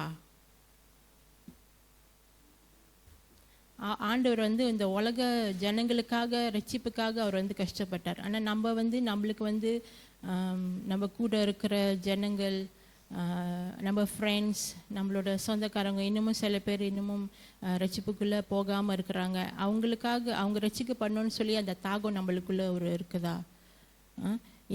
இந்த ஒரு கொஷன் வந்து நம்மளுக்குள்ளே இருக்கணும். இந்த ஒரு கொஷன் எப்பயுமே அந்த ஜனங்களை நம்மளை சுற்றி இருக்கிற இந்த ஜனங்கள் அவங்களுக்காக, அவங்களோட ரட்சிப்புக்காக அவங்க மேலே வந்து நம்ம தாகம் அடையணும். ஸோ நம்ம தொடர்ந்து அந்த ஜனங்களுக்காக ஆண்டவர் இயேசு வந்து நம்மளுக்காக அவர் தாகம் எடுத்து நம்மளுக்கு ரட்சிப்பு கொடுத்த மாதிரி நம்மளை சுற்றி இருக்கிற இந்த ஜனங்களுக்காகவும் நம்மளோட இன்னமும் ஆண்டவர் அறியாத இந்த ஜனங்களுக்காகவும் தாகமாக இருந்து அவங்களோட ரட்சிப்புக்காக நம்மளை ஜெபித்து அவங்களுக்காக நம்மள ஆண்டவரோட வசனத்தை வந்து அவங்களுக்குள்ள பகிர்ந்து கொள்ளணும்னு சொல்லி நம்ம விசுவாசித்து இதோடு நம்ம நடத்துவோம். ஆமீன்.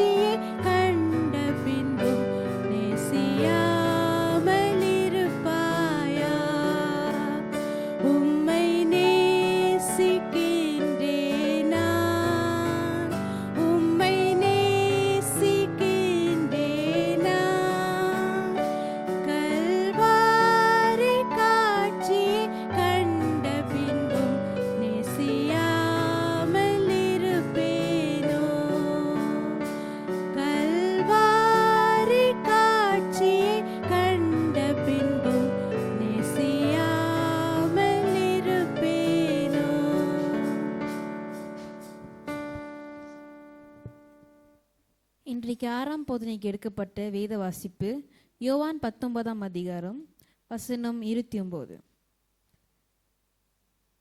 வசனம் 30. யோவான் எழுதின சுவிசேஷம் 19ஆம் அதிகாரம் வசனம் 30. இயேசு காடியை வாங்கின பின்பு முடிந்தது என்று சொல்லி தலையை சாய்த்து ஆவியை ஒப்பு கொடுத்தார். தேவன் தாமே இந்த வசனத்தை ஆசீர்வதிப்பார். ஆமென். கர்த்தருடைய நாமத்திற்கு மகிமை உண்டாவதாக. இந்த மறுபடியுமாக நான் இந்த ஆராதனைக்கு வந்திருக்கிற ஒவ்வொருவரையும் இயேசு நாமத்தில் வாழ்த்தி வரவேற்கிறேன். இப்போ நம்ம 6வது வார்த்தைக்கு நம்ம வந்துட்டோம்.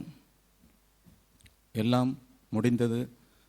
அந்த வார்த்தையை நம்ம ஒரு 7 நிமிடம் நாம் தியானிப்போம். நாம் இன்னைக்கு குட் ஃப்ரைடே நம்ம கொண்டாட வந்திருக்கோம்.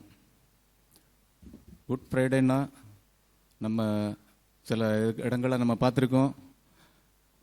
கொஞ்சம் துக்கமாக தான் இருக்கணும், கொஞ்சம் கஞ்சி தான் குடிக்கணும், அப்படியெல்லாம் சில இடத்துல இருக்குது. இப்போ இந்தியாவில் பார்த்தா கூட குட் ஃப்ரைடே அன்னைக்கு கஞ்சி தான் குடிப்பாங்க. இப்போ அந்த மாதிரி எல்லாம் இருக்குது. ஸோ பாஸ்டர் கூட அன்னைக்கு நேற்றைக்கு மெசேஜில் சொன்னார், நம்ம வந்து குட் ஃப்ரைடேயில் வந்து அவர் வந்து நமக்காக கல்வாரி சிலுவையில் அடிக்கப்பட்டார். பிதாவுக்கு வந்து அதனால் வந்து ரொம்ப ஒரு ஏன்னா வந்து தன்னுடைய சொந்த குமாரனை இந்த உலகத்துக்கு அனுப்பினார். அதனால் பிதாவுக்கு வந்து ரொம்ப ஒரு இதாக தான் இருக்கும். ஆனால் வந்து பார்க்கும்போது ஒரு செலிப்ரேஷன் நாள். அவர் வந்து நம்முடைய பாவங்களுக்காக நமக்காக கல்வாரி சிலுவையில் ஒப்பு கொடுத்தார். தம்மைத்தாமே ஒப்பு கொடுத்தார். அவரை வந்து யாரும் வந்து அவரை நினைச்சிருந்தா இவ்வளோ தூதர்கள் இறங்கி வந்து அவரை காப்பாற்றி இருக்க முடியும். ஆனால் வந்து அவர் வந்து தன்னைத்தானே ஒப்பு கொடுத்தார். அதனால ஒரு செலிப்ரேஷன் டே தான் இது. ஒரு துக்க நாளுன்னு சொல்லி நம்ம சொல்ல முடியாது. நம்ம ஒரு சில வசனங்களை நம்ம பார்ப்போம். அந்த சிலுவை மரணத்தில் நம்மை அவர் ஒப்பு கொடுத்தாருன்னு பார்க்குறோம். அந்த சிலுவை வந்து கலாத்தியர் 6:14 நாம் பார்க்கும் பொழுது பவுல் என்ன சொல்கிறார் என்றால், கலாத்தியர் 6:14 யாராவது எடுத்தவர்கள் வாசிப்போம்.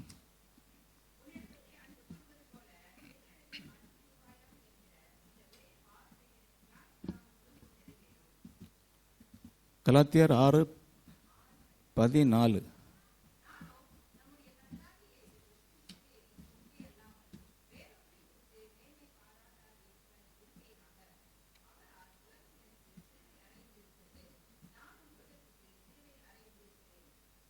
இந்த வசனத்தில் பவுல் என்ன சொல்லியிருக்காருன்னா, நானோ நம்முடைய கர்த்தராகிய இயேசு கிறிஸ்துவனுடைய சிலுவையை மட்டும்தான் நம்ம வந்து மேன்மை பாராட்டணும். இந்த உலகத்தில் நம்ம பார்க்கும்போது அநேகர் வந்து சிலுவையை வந்து நம்ம கழுத்தில் மாட்டியிருப்போம். நிறைய படங்களில் பார்த்தா கேங்ஸ்டர்கள் கூட சிலுவையை அப்படி மாட்டியிருப்பாங்க. சினிமாவில் நம்ம பார்க்கும்போது, வெளியே நம்ம பார்க்கும்போது கூட நிறைய இடங்களில் வந்து சிலுவையை வந்து யூஸ் பண்ணுறாங்க. கல்லறை தோட்டத்தில் போனால் ஆயிரக்கணக்கான சிலுவைகள் அங்கே இருக்கும். ஸோ நிறைய இடங்களில் வந்து அது இருக்குது. இருந்தாலும் வந்து பவுல் தெளிவாக என்ன சொல்கிறாருன்னா, நம்ம வந்து கர்த்தராகிய இயேசு கிறிஸ்துவனுடைய சிலுவையை மட்டும் நாம் மேன்மை பாராட்ட வேண்டும் என்று இந்த கலாத்தியர் நிருபத்தில் வந்து பவுல் வந்து தெளிவாக சொல்லுகிறார். அந்த சிலுவை இல்லை என்றால் நமக்கு ரட்சிப்பு இல்லை, அந்த சிலுவை இல்லை என்றால் நமக்கு மீட்பு இல்லை, அந்த சிலுவை இல்லை என்றால் நம்முடைய பாவங்களுக்கு எந்த விதத்திலும் பரிகாரம் இல்லை என்று நாம் பார்க்கிறோம். இன்னும் நம்ம வேதத்தில் நம்ம பார்க்கும்போது ஒரு சில நபர்களை நாம் பார்ப்போம். அநேகர் கடவுள் சொல்லதை வந்து அப்படியே செய்து முடித்தார்கள் என்று நாம் பார்க்கிறோம் வேதத்தில். உதாரணத்துக்கு நாம் பார்க்கும்போது நோவாவை பற்றி நாம் பார்க்கும்போது, நோவா வந்து கடவுள் சொல்லதை வந்து அப்படியே கீழ்ப்படிந்து அந்த பேழையை உருவாக்கினான். இவ்வளவு நீளம் இருக்கணும், இவ்வளவு அகலம் இருக்கணும், இவ்வளவு உயரம் இருக்கணும் என்றெல்லாம் வந்து கடவுளுக்கு சரியாக கீழ்ப்படிந்து அந்த பேழையை உருவாக்கினான். அதனால் வந்து நோவாவுடைய குடும்பம் வந்து பாதுகாக்கப்பட்டது. அதே மாதிரி யோனாவை நாம் பார்க்கும்போது ஒரு சில நபர்கள் வந்து கடவுள் சொல்லதை அப்படியே ஃபாலோ பண்ணாங்க. அவங்க ஃபேமிலி வந்து பாதுகாக்கப்பட்டு.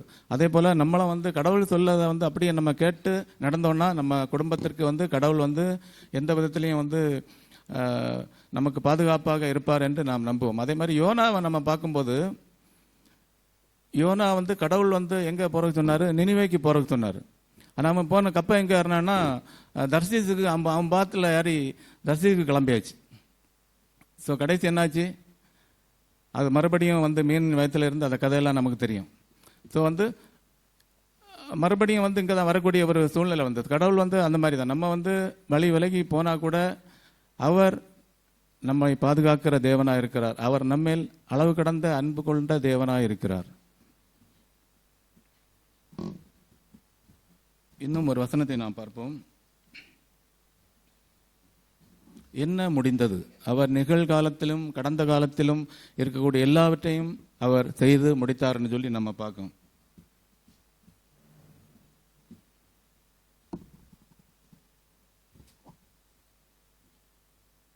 அதுதான் அந்த முடிந்ததுன்னு உள்ள இதோட அர்த்தம். இன்னொரு வசனத்தை நாம் வாசிப்போம். எபிரேயர் 9:12. எபிரேயர் 9:12.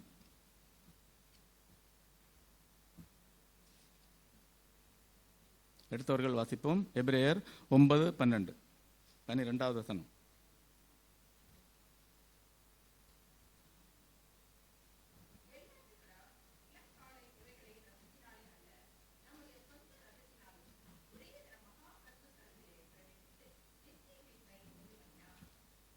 வெள்ளாட்டுக்கடா, இளங்காலை இவைகளுக்கு இரத்தத்தினாலே அல்ல, தம்முடைய சொந்த இரத்தத்தினாலும் ஒரே தரம் மகா பரிசுத்தலத்திலே பிரவேசித்து நித்திய மீட்பை உண்டு பண்ணினார். நித்திய மீட்பை நமக்கு உண்டு பண்ணினார் என்று நம்ம இந்த வசனத்தில் பார்க்கும். அந்த காலத்தில் வந்து யாராவது பாவம் செய்தால் வந்து வருஷம் வந்து அந்த கிடா, வெள்ளாட்டுக்கடா, இளங்காலை இதெல்லாம் வந்து அந்த ஆசாரியர்கள் வந்து வெட்டி பலி செலுத்தணும். அப்படி பலி செலுத்தினாதான் வந்து அந்த பாவம் வந்து மன்னிக்கப்படும். அந்த பாவத்திற்கு பரிகாரம் காணதுக்கு தான் அதெல்லாம் வந்து நடந்துட்டு இருந்தது. ஸோ இந்த காலத்துலேயும் கூட நம்ம வந்து ரொம்ப கவனமாக இருக்கணும். அந்த பலி செலுத்துதல், நிறைய இடங்களில் வந்து படைக்கிறது, அதை கும்பிடுறது, இந்த மாதிரி நிறைய இதுகள் இருக்குது. ஸோ அதில் வந்து நம்ம ரொம்ப கவனமாக இருக்கணும். அந்த காலத்தில் பார்க்கும்போது அந்த இது இருந்து வெள்ளாட்டுக்கடை அதெல்லாம் வந்து அதெல்லாம் முடித்து நம்மளை தேவாதி தேவன் நமக்கு வேண்டி அவர் இரத்தத்தை சிந்தி அவர் பலியானார். அவர் அந்த கல்வாரி சிலுவையில் நம்ம பார்க்கும்போது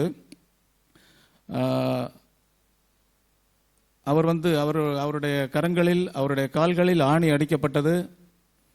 அந்த ஆணியெல்லாம் வந்து அவ்வளோ ஒரு பயங்கரமான, அவ்வளோ ஒரு பெரிய ஒரு ஆணி. நமக்கு ஒரு முள்ளு தச்சாலே வந்து எவ்வளோ ஒரு கஷ்டமாக இருக்குது. ஆனால் அவர் பார்க்கும்போது அந்த சிலுவையில் வந்து அவர் வந்து கடவுள். நம்ம சில சமயம் நினைக்கலாம் கடவுள் தானே, ஒன்றும் அவர் வந்து மனுஷ ரூபமாக தான், அவர் மனுஷனாக தான் இருந்தார். மனுஷனுக்கு மனுஷனாக இருந்தார், கடவுளுக்கு கடவுளாக இருந்தார். ஸோ வந்து அவருக்கும் அந்த வலி வேதனை இருந்தது. அந்த அவ்வளோ பெரிய ஆணியை வந்து அவர்கள் கைகள்லையும் கால்கள்லையும் வந்து அழுது. ஒரு நிமிஷம் நம்ம யோசித்து பார்ப்போம்னா அது ஒரு பயங்கரமான ஒரு காட்சி. அவரை வாரினால் அடிப்பித்தார்கள். அடிக்கும்போது அந்த சதையெல்லாம் வந்து அப்படி கிழிஞ்சி ஒவ்வொரு பாகம் வந்து கிழிஞ்சி வெளியே வந்து அது ஒரு பயங்கரமான ஒரு கொடூரமான ஒரு மரணம். உலகத்தில் யாருமே அனுபவிக்காத ஒரு மரணம். அவர் நமக்காக கல்வாரி சிலுவையில் அந்த மரணத்தை அவர் ஏற்றார். அந்த வசனத்தை நம்ம பார்க்கும்போது ஒரு வசனத்தை வாசித்து நான் முடிக்கிறேன்.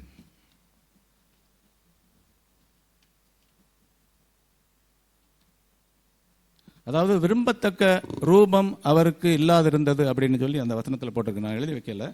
ஸோ விரும்பத்தக்க ரூபம் அவருக்கு இல்லாதிருந்தது. நம்ம நிறைய பாடல் எல்லாம் நம்ம பாடுவோம், அழகானவர், அருமையானவர் அப்படிலாம் பாடுவோம். அது இருந்தால் கூட இந்த சூழ்நிலையில் நீங்கள் பார்க்கும்போது அவருக்கு வந்து விரும்பத்தக்க ரூபம் அவருக்கு இல்லாதிருந்தது அப்படின்னு சொல்லி அந்த ஏசாயாவில் வந்து அந்த வசனத்தில் நம்ம பார்க்கோம். ஸோ அதுதான் அது விரும்பத்தக்க ரூபம்னா அது அவ்வளவு தூரத்துக்கு அவரை வந்து அடிப்பித்து, வாரினால் அடிப்பித்து, கை கால் ஆணியை தூக்கி அப்படி தொங்க விட்டுருக்காங்க. ஸோ அந்த சூழ்நிலையில் வந்து அவரை வந்து ஒரு ஆள் நம்ம அவரை பார்க்கும்போது விலகி போயிடுவாங்க, ஐயோ அப்படின்னு சொல்லி. ஒரு ஆள் வந்து நம்ம பார்த்தோம்னா ஒரு ரத்தம் பட்டு கீழே கிடந்தா சில ஆளுகள்லாம் பக்கத்துலேயே போகாது. ஏன்னா வந்து முடியாது, பார்க்க முடியாது. ஸோ அவ்வளோ ஒரு கொடூரமான ஒரு மரணத்தை அவர் சந்தித்தார்னு சொல்லி நம்ம பார்க்கும். ஸோ வந்து அவ்வளோ பெரிய ஒரு உதாரணமாக நம்முடைய தேவன் நமக்கு வேண்டி, நம்முடைய பாவங்களுக்கு வேண்டி அவர் கல்வாரி சிலுவையில் இரத்தம் சிந்தினார். கடந்த காலத்தில் உள்ள எல்லா பாவங்களையும் அவர் நிவர்த்தி செய்தார் என்று நாம் பார்க்கிறோம். இனி எபிரேயர் 10:18 நம்ம பார்த்தோம்னா, இனி பாவத்து நிமித்தம் பலி செலுத்தப்படுவதில்லை, எல்லா பலிகளும் செலுத்தி ஆயிற்று அப்படின்னு சொல்லி நாம பார்க்கோம். இனி பாவத்து நிமித்தம் பலி செலுத்தப்படுவதில்லை. எல்லா பாவத்தையும் தேவாதி தேவன் கல்வாரி சிலுவையில் நமக்காக இரத்தம் சிந்தி அவர் நம்மை மீட்டெடுத்தார். அந்த உணர்வோடு நாம் இந்த இடத்தை விட்டு கடந்து செல்வோம். பரலோக ராஜ்யத்தை நாம் சுதந்திரித்துக் கொள்வோம். நம்முடைய ஒவ்வொரு சூழ்நிலைகளிலும் நம் கர்த்தரை நினைத்து பார்ப்போம். அவர் நம்மோடு கூட இருக்கிறார். நம் கீழே விழும்போது கால்கள் சறுக்காமல் அவர் நம்மை பாதுகாப்பார். நான் சாயும் போது காப்பது நீயே நிரந்தரம் நிரந்தரம் நிரந்தரம் நீயே நிரந்தரம். ஆமென்.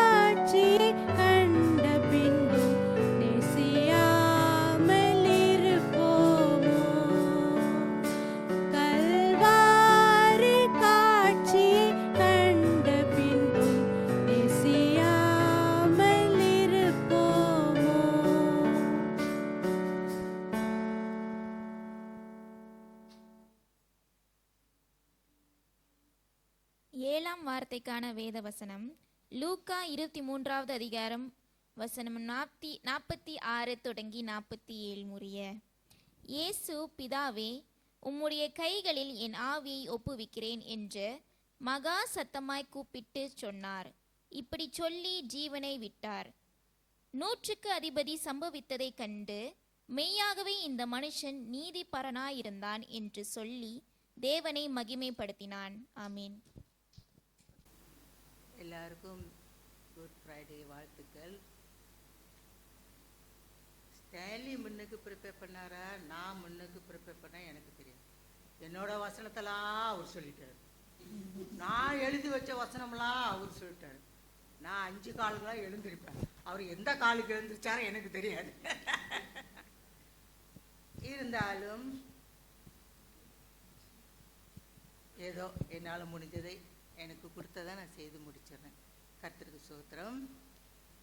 ராஜாக்கெல்லாம் அந்த காலத்தில் பிள்ளைங்க பிறந்தா ஜோசியம் பார்ப்பாங்க. நாடு இருக்குமா, கமுந்து போயிருமா, நான் இருப்பேனா, நான் செத்து போயிருவேனா, நல்லது நடக்குமா, கெட்டது நடக்குமா, ஜோசியம் பார்ப்பாங்க. நான் பிறக்கிறதுக்கு முன்பு எங்கள் அப்பா இந்த தெபிலாங்கில் இருந்து கம்பின் போகிற வழியில் பஸ் ஸ்டாண்டில் உட்காந்துருக்கும்போது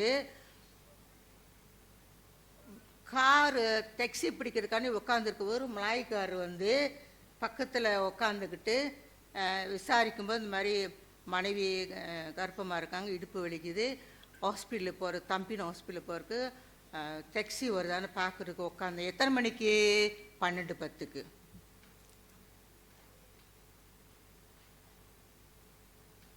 அவன் என்ன சொன்னானா, அவன் மலாய்க்காரன் எங்கள் அப்பா நெத்தியில் கையை வச்சு சொன்னானா, உனக்கு பிறக்க போகிறது பெண் பிள்ளை, அது கடவுளை நேசிக்கிற பிள்ளைன்னு சொன்னான்.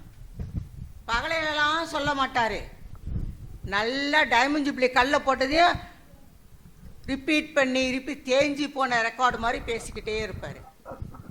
ஆனால் பிதாவுக்கு சித்தத்தின்படி செய்ய வந்தவருக்கு ரொம்ப கிட்ட வச்சுட்டீங்க.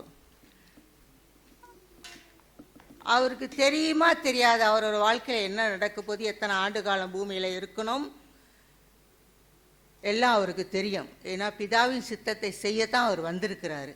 அப்புறம் அவர் எல்லாம் தெரியும், இது நடக்கும் இது நடக்கும், நான் இப்படி மானிடராக இந்த அம்மா வயிற்றில் பிறக்குவேன், இந்த வயசில் நான் இங்கே செய்ய போகிறேன், இந்த வயசில் இதை செய்வேன், இத்த வயசில் சிலுவையில் எனக்கு மரணம் உண்டுன்னு பிதா எல்லாம் தெரிஞ்சு அவருடைய சித்தத்தை நிறைவேற்றத்தான் அங்கே வந்திருக்கிறாரு.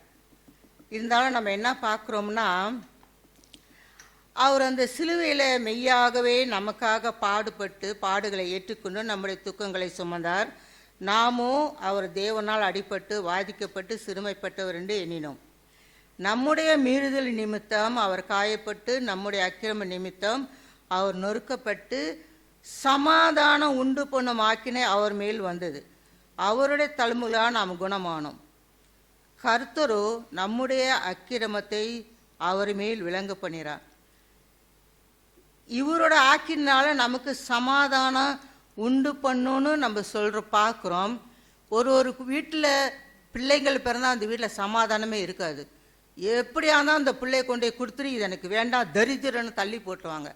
ஆனால் ஆண்டவர் இயேசுவை மரியாள் பிறந்திருக்கும் போது அந்த மாதிரி சொல்லவே இல்லை. ஏன்னா அவங்க கன்னியாக இருக்கும்போது தான் ஏகப்பட்ட அவமானங்களோடு அவர் பிறந்தார். எதுவுமே அவங்க செய்யலை. அவருடைய இறக்குற நேரத்தை பாருங்க,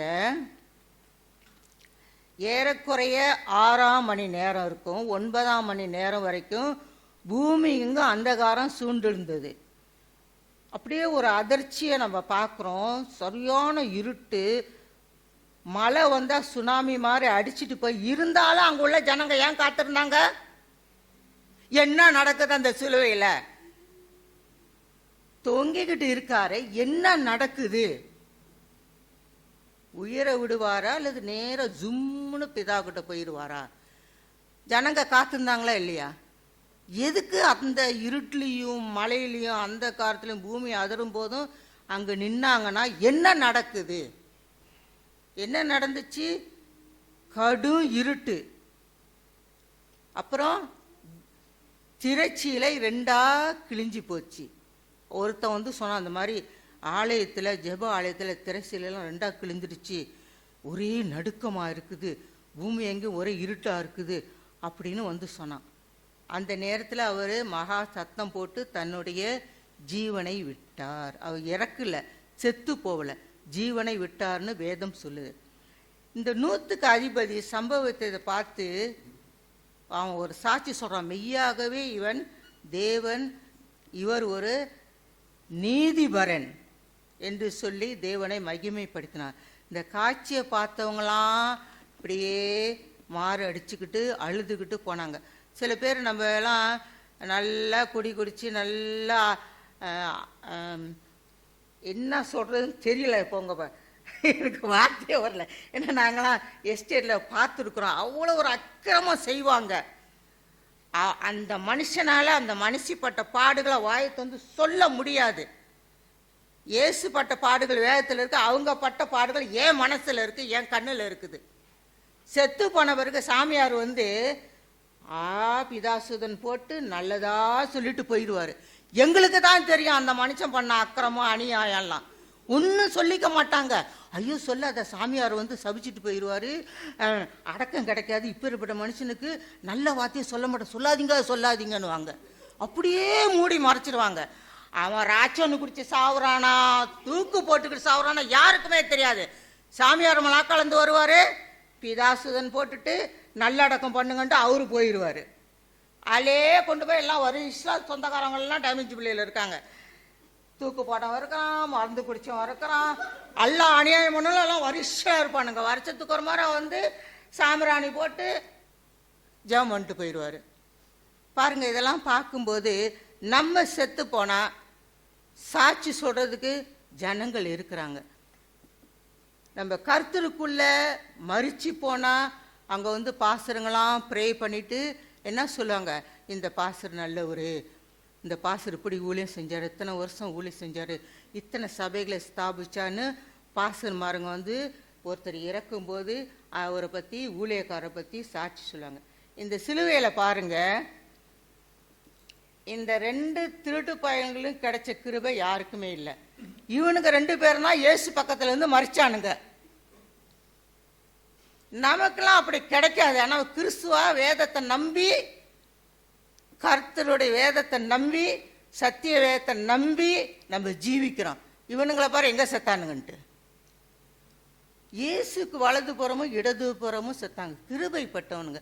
நான் யோசிச்சு பார்த்தேன், ஏன் இவனுங்களை கொண்டு வச்சிருக்காங்க? இவனும் திருட்டு பயலுங்களாச்சே, இவனுங்களையா இருந்தாங்க? வேதத்தில் எவ்வளவோ பேர் இருக்காங்க, இவனுங்களாம் இல்லை.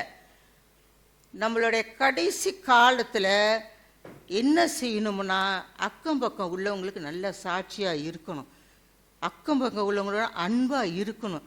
அதனால தான் வேதம் சொல்லுது, உலகெங்கும் போய் இயேசுவை பற்றி சொல்லணும்.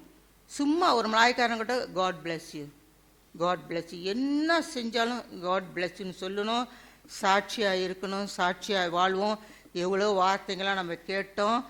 அதனால் கர்த்தருக்குள்ளே ஜீவிக்கிற அந்த சாட்சியாக இருக்கணும். பழைய ஜீவியமெல்லாம் போயிருச்சு, இனிமேல் புதுசு. அம்மா என்ன சொன்னாங்களோ, அப்பா என்ன சொன்னாங்களோ, நம்மளோட ஜோசியம் பழைய காலத்தில் என்ன சொன்னிச்சோ அதெல்லாம் நம்பக்கூடாது. பாஸ்டர் என்னை பார்க்கறதுக்கு வரவுக்கு முன்பு எங்கள் அம்மா மசாலாத்தூள் வாங்கிட்டு வர சொன்னாங்க, என்னையும் சேர்த்து. வெய், அவரு மசாலா விற்க வரவர் மல்லியம்மாவில் இருந்து நான் போய் மசாலா வாங்க போகிறேன்.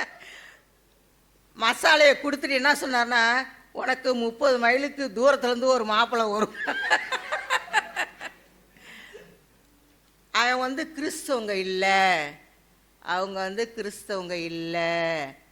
ஆனால் நீ அந்த பையனை தான் கல்யாணம் செய்வ, நீ கிறிஸ்துவ நேசிப்பன்னு சொன்னார். யார்? இந்து மல்லிமாலவில் ஒரு ஜோசியக்கார். அப்போ பிசாசுக்கு தெரியும் பாருங்க என்ன நடக்க போகுதுன்ட்டு. ஆனால் ஆண்டவர் இயேசுவை நம்புறவர் எப்போதும் நம்ம உள்ளதுக்கா எதையும் நம்ம வாயத்தம் சொல்ல முடியாது. சத்திய வேதம் தான் நம்மளோட பேசும். ஆமென். அருமையான வார்த்தைகளை நம்ம கேட்டோம். இந்த 7 வார்த்தைகள் பாருங்க, அவருடைய இறுதி வார்த்தைகள்.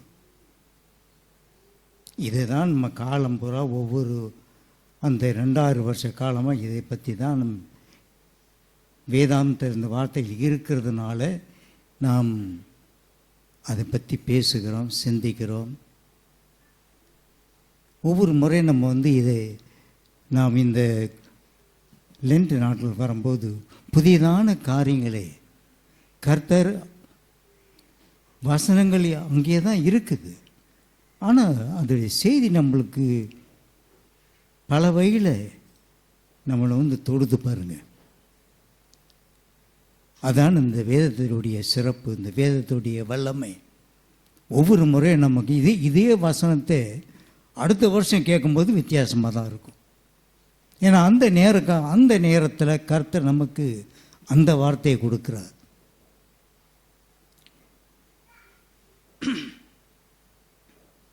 இறுதியாக இதை நான் சொல்லி முடிக்கணும்.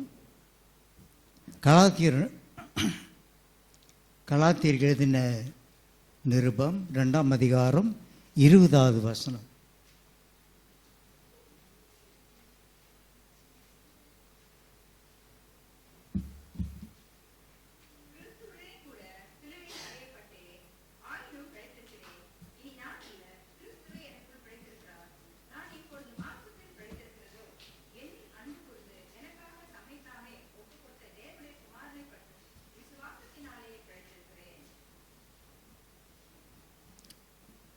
இந்த வார்த்தை எழுதினவர் பரிசுத்த பவுல். அந்த கலாத்தியரில் இருக்கிற மக்களுக்கு எழுதுகிறார் பாருங்க. அந்த கேட்க மக்கள் வாசிக்கிற மக்கள் அவர்கள் புறஜாதிகளாக இருக்கிறார்கள், யூதர்களாக இருக்கிறார்கள், யூத மார்க்கத்தை சேர்ந்தவர்கள் இருக்கிறார்கள், மற்றவர்கள் இந்த ஜென்டாலுங்கிறவர் மற்ற மார்க்கத்தை சேர்ந்தவர்கள். அங்கே அவர் போதிக்கிறார். பவுல் ஒரு வேத அறிஞன், ஒரு ப்ரொஃபஸர் கீழே படித்தவன், வேதத்தை நல்லா தெரிஞ்சவன். அவன் எப்படி ரட்சிக்கப்பட்டான்னு உங்களுக்கு தெரியும். ஆனால் இப்போது ரட்சிப்படைந்து ஊழியம் செய்யும்போது இந்த சபைகளுக்கு எழுதுகிறார். அதில் இந்த வார்த்தை கலாத்தியருக்கு எழுதப்பட்டிருந்தது. கிறிஸ்துவுடனே சிலுவையில் அறையப்பட்டேன், அவருடன் நாம் அறையப்பட்டோம். இப்படி அவர் தேவ ஆட்டுக்குட்டியானவர், பாவம் அறியாதவர், அந்த சிலுவிலே அறையப்படும் போது உலகத்தினுடைய பாவங்கள் சாபங்கள் எல்லாம் அவர் மேல் வைக்கப்பட்டது. அப்படி வைக்கப்பட்டது போல நாம் பாவிகளாய் இருக்கையிலே நாம் அவருடன் சிலுவிலே அறையப்படுகிறோம். புரிஞ்சுக்கிட்டீங்களா? அவருடன் நாம் அறையப்படுகிறோம். அப்போ இந்த சிலுவையின் உபதேசத்தை அவர் எப்படி கொண்டு போறார் பார்த்தீங்களா? நான் கிறிஸ்துவுடனே கூட சிலுவையில் அறையப்பட்டேன், ஆயினும் பிழைத்திருக்கிறேன். ஒருவன் கிறிஸ்துக்குள் இருந்தான், அவன் புது சிருஷ்டி. பழையவைகள் ஒழிந்தன, எல்லாம் புதிதாயின. ஆனால் பழைய மனிதன் இறந்து செத்து போகணும். அந்த சிலுவிலே பழைய மனிதன் சிலுவிலே அறையப்படணும். நாம் அப்படி அறையப்பட்டாவிட்டால் நம்ம ரட்சிப்பே கிடையாது. பாவம் நம்மளோடு இருக்க தான் இருக்கும். அப்போ பவுல் அதை சொல்லுகிறார் பாருங்க. இனி நான் பேர்த்திருக்கிறது நான் அல்ல, கிறிஸ்துவே என்னைக்குள் படைத்திருக்கிறார்.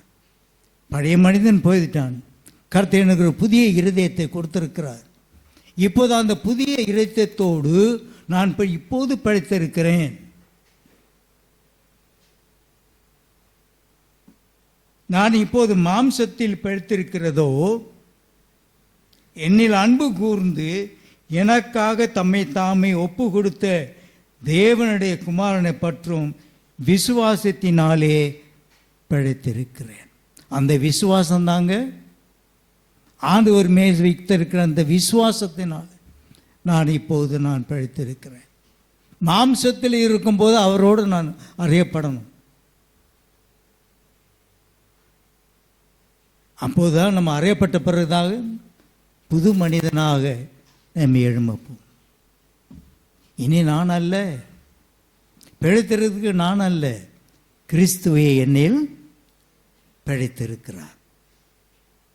ஜெபம் செய்வோம். அன்பின் பிதாவே, ஸ்தோத்திரம் பா, ஸ்தோத்திரம்.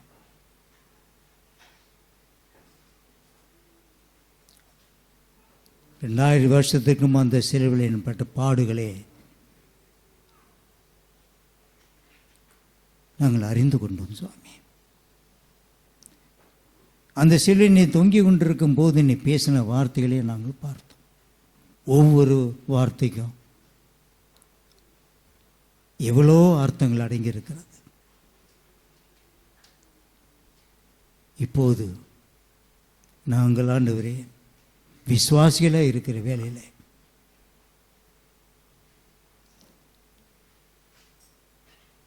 ஒரு புது மனிதனாக நாங்கள் இருக்கிறோம். பழையவர்கள் ஒழிந்து போயின. பழைய மனிதன் அந்த சிலுவையிலே அறையப்பட்டிருக்கிறான். இப்போது நான் பிழைத்திருக்கிறது நான் அல்ல, கிறிஸ்துவே என்னையில் பிழைத்திருக்கிறார். ஸ்தோத்திரம் ஆண்டவரே, ஸ்தோத்திரம். தன்மையான நேரத்திற்காக நன்றி செலுத்துகின்றோம். இயேசுவின் நாமத்தில் எடுத்து பார்க்கிறோம் நல்ல பிதாவே. ஆமேன், ஆமேன். காணிக்கை எடுப்போம்.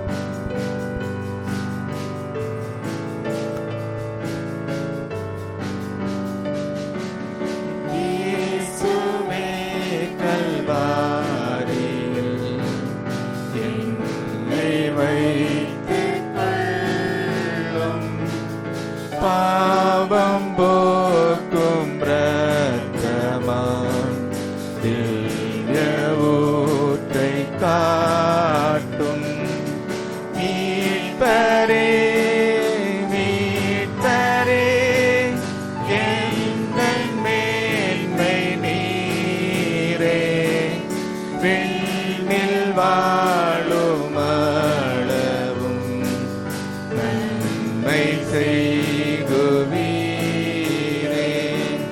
பாவியேன் கல்வாரியில் ரட்சிப்பை பெற்றேனே ஞான ஜோதி தோன்றவும் அன்பு பூரித்தேனே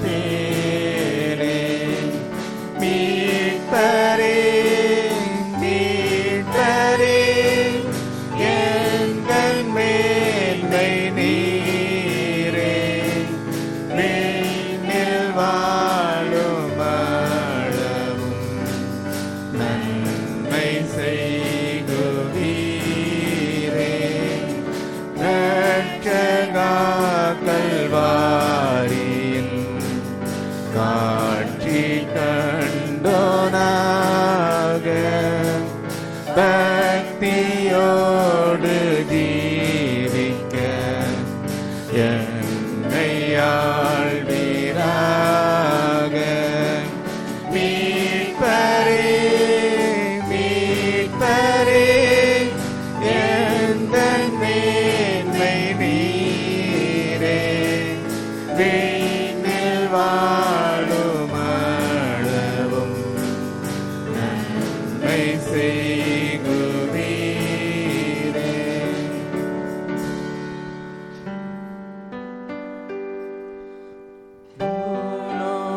பூலோகத்தாரே யாவரும் கர்த்தாவில் களி கூறுங்கள்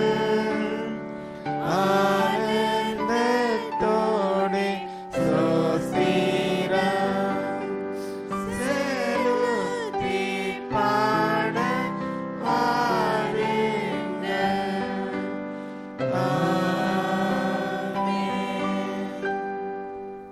Bless you, Lord. ஆண்டவரே ஸ்தோத்திரம். இந்த அருமையான ஆராதனைக்காக நன்றி செலுத்துகின்றோம் ஆண்டவரே. அநேக காரியங்களுக்கு நீர் கற்றுக் கொடுத்தீர்.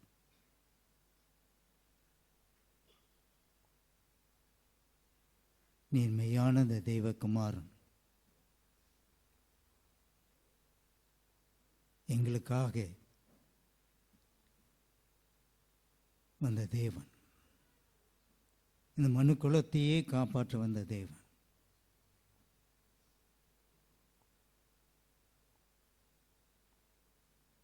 கர்த்தரை நாமம் மயம்படுவதாக. ஸ்தோத்திரம் ஆண்டவரே, ஸ்தோத்திரம் அப்பா, ஸ்தோத்திரம். விதமாக இந்த ரட்சிப்பு எங்களுக்கு அளித்தீரே, அதற்காக ஸ்தோத்திரம். எங்கள் உள்ளத்திலே சமாதானத்தை உண்டு பண்ணதற்காக நன்றி செலுத்துகின்றோம். நன்றி ஆண்டவரே, நன்றி. இப்போது நீ வலது பார்சலில் அமர்ந்திருக்கே, சிங்காசனத்தில் அமர்ந்திருக்கிறேன். திருச்சபைக்காக நீர் காத்திருக்கிறேன். இந்த திருச்சபையானது எப்போதுமே பரிசுத்தமாய் இருக்க நீர் விரும்புகிறீர். ஸ்தோத்திரம் ஆண்டவரே, ஸ்தோத்திரம், ஸ்தோத்திரம். இயேசுவின் நாமத்தில் எடுத்து பார்க்கும் நல்ல பிதாவே, ஆமென். ஆசீர்வாதம் கர்த்தராகிய இயேசு கிறிஸ்துவினுடைய கிருபையும் தேவனுடைய அன்பும் பரிசுத்தாவினுடைய அந்யோன்ய ஐக்கியமும் இன்றும் என்றும் சதா காலமும் நம்மோடு இருந்து ஆசீர்வதிப்பாராக. ஆமென், ஆமென். என் ஆத்மாவே கர்த்தர் ஸ்தோத்திரி, என் முழு உள்ளமே அவருடைய பரிசுத்த நாமத்தை ஸ்தோத்திரி. என் ஆத்மாவே கர்த்தர் ஸ்தோத்திரி, கர்த்தர் செய்த சகல உபகாரங்களையும் மறவாதே. ஆமென்.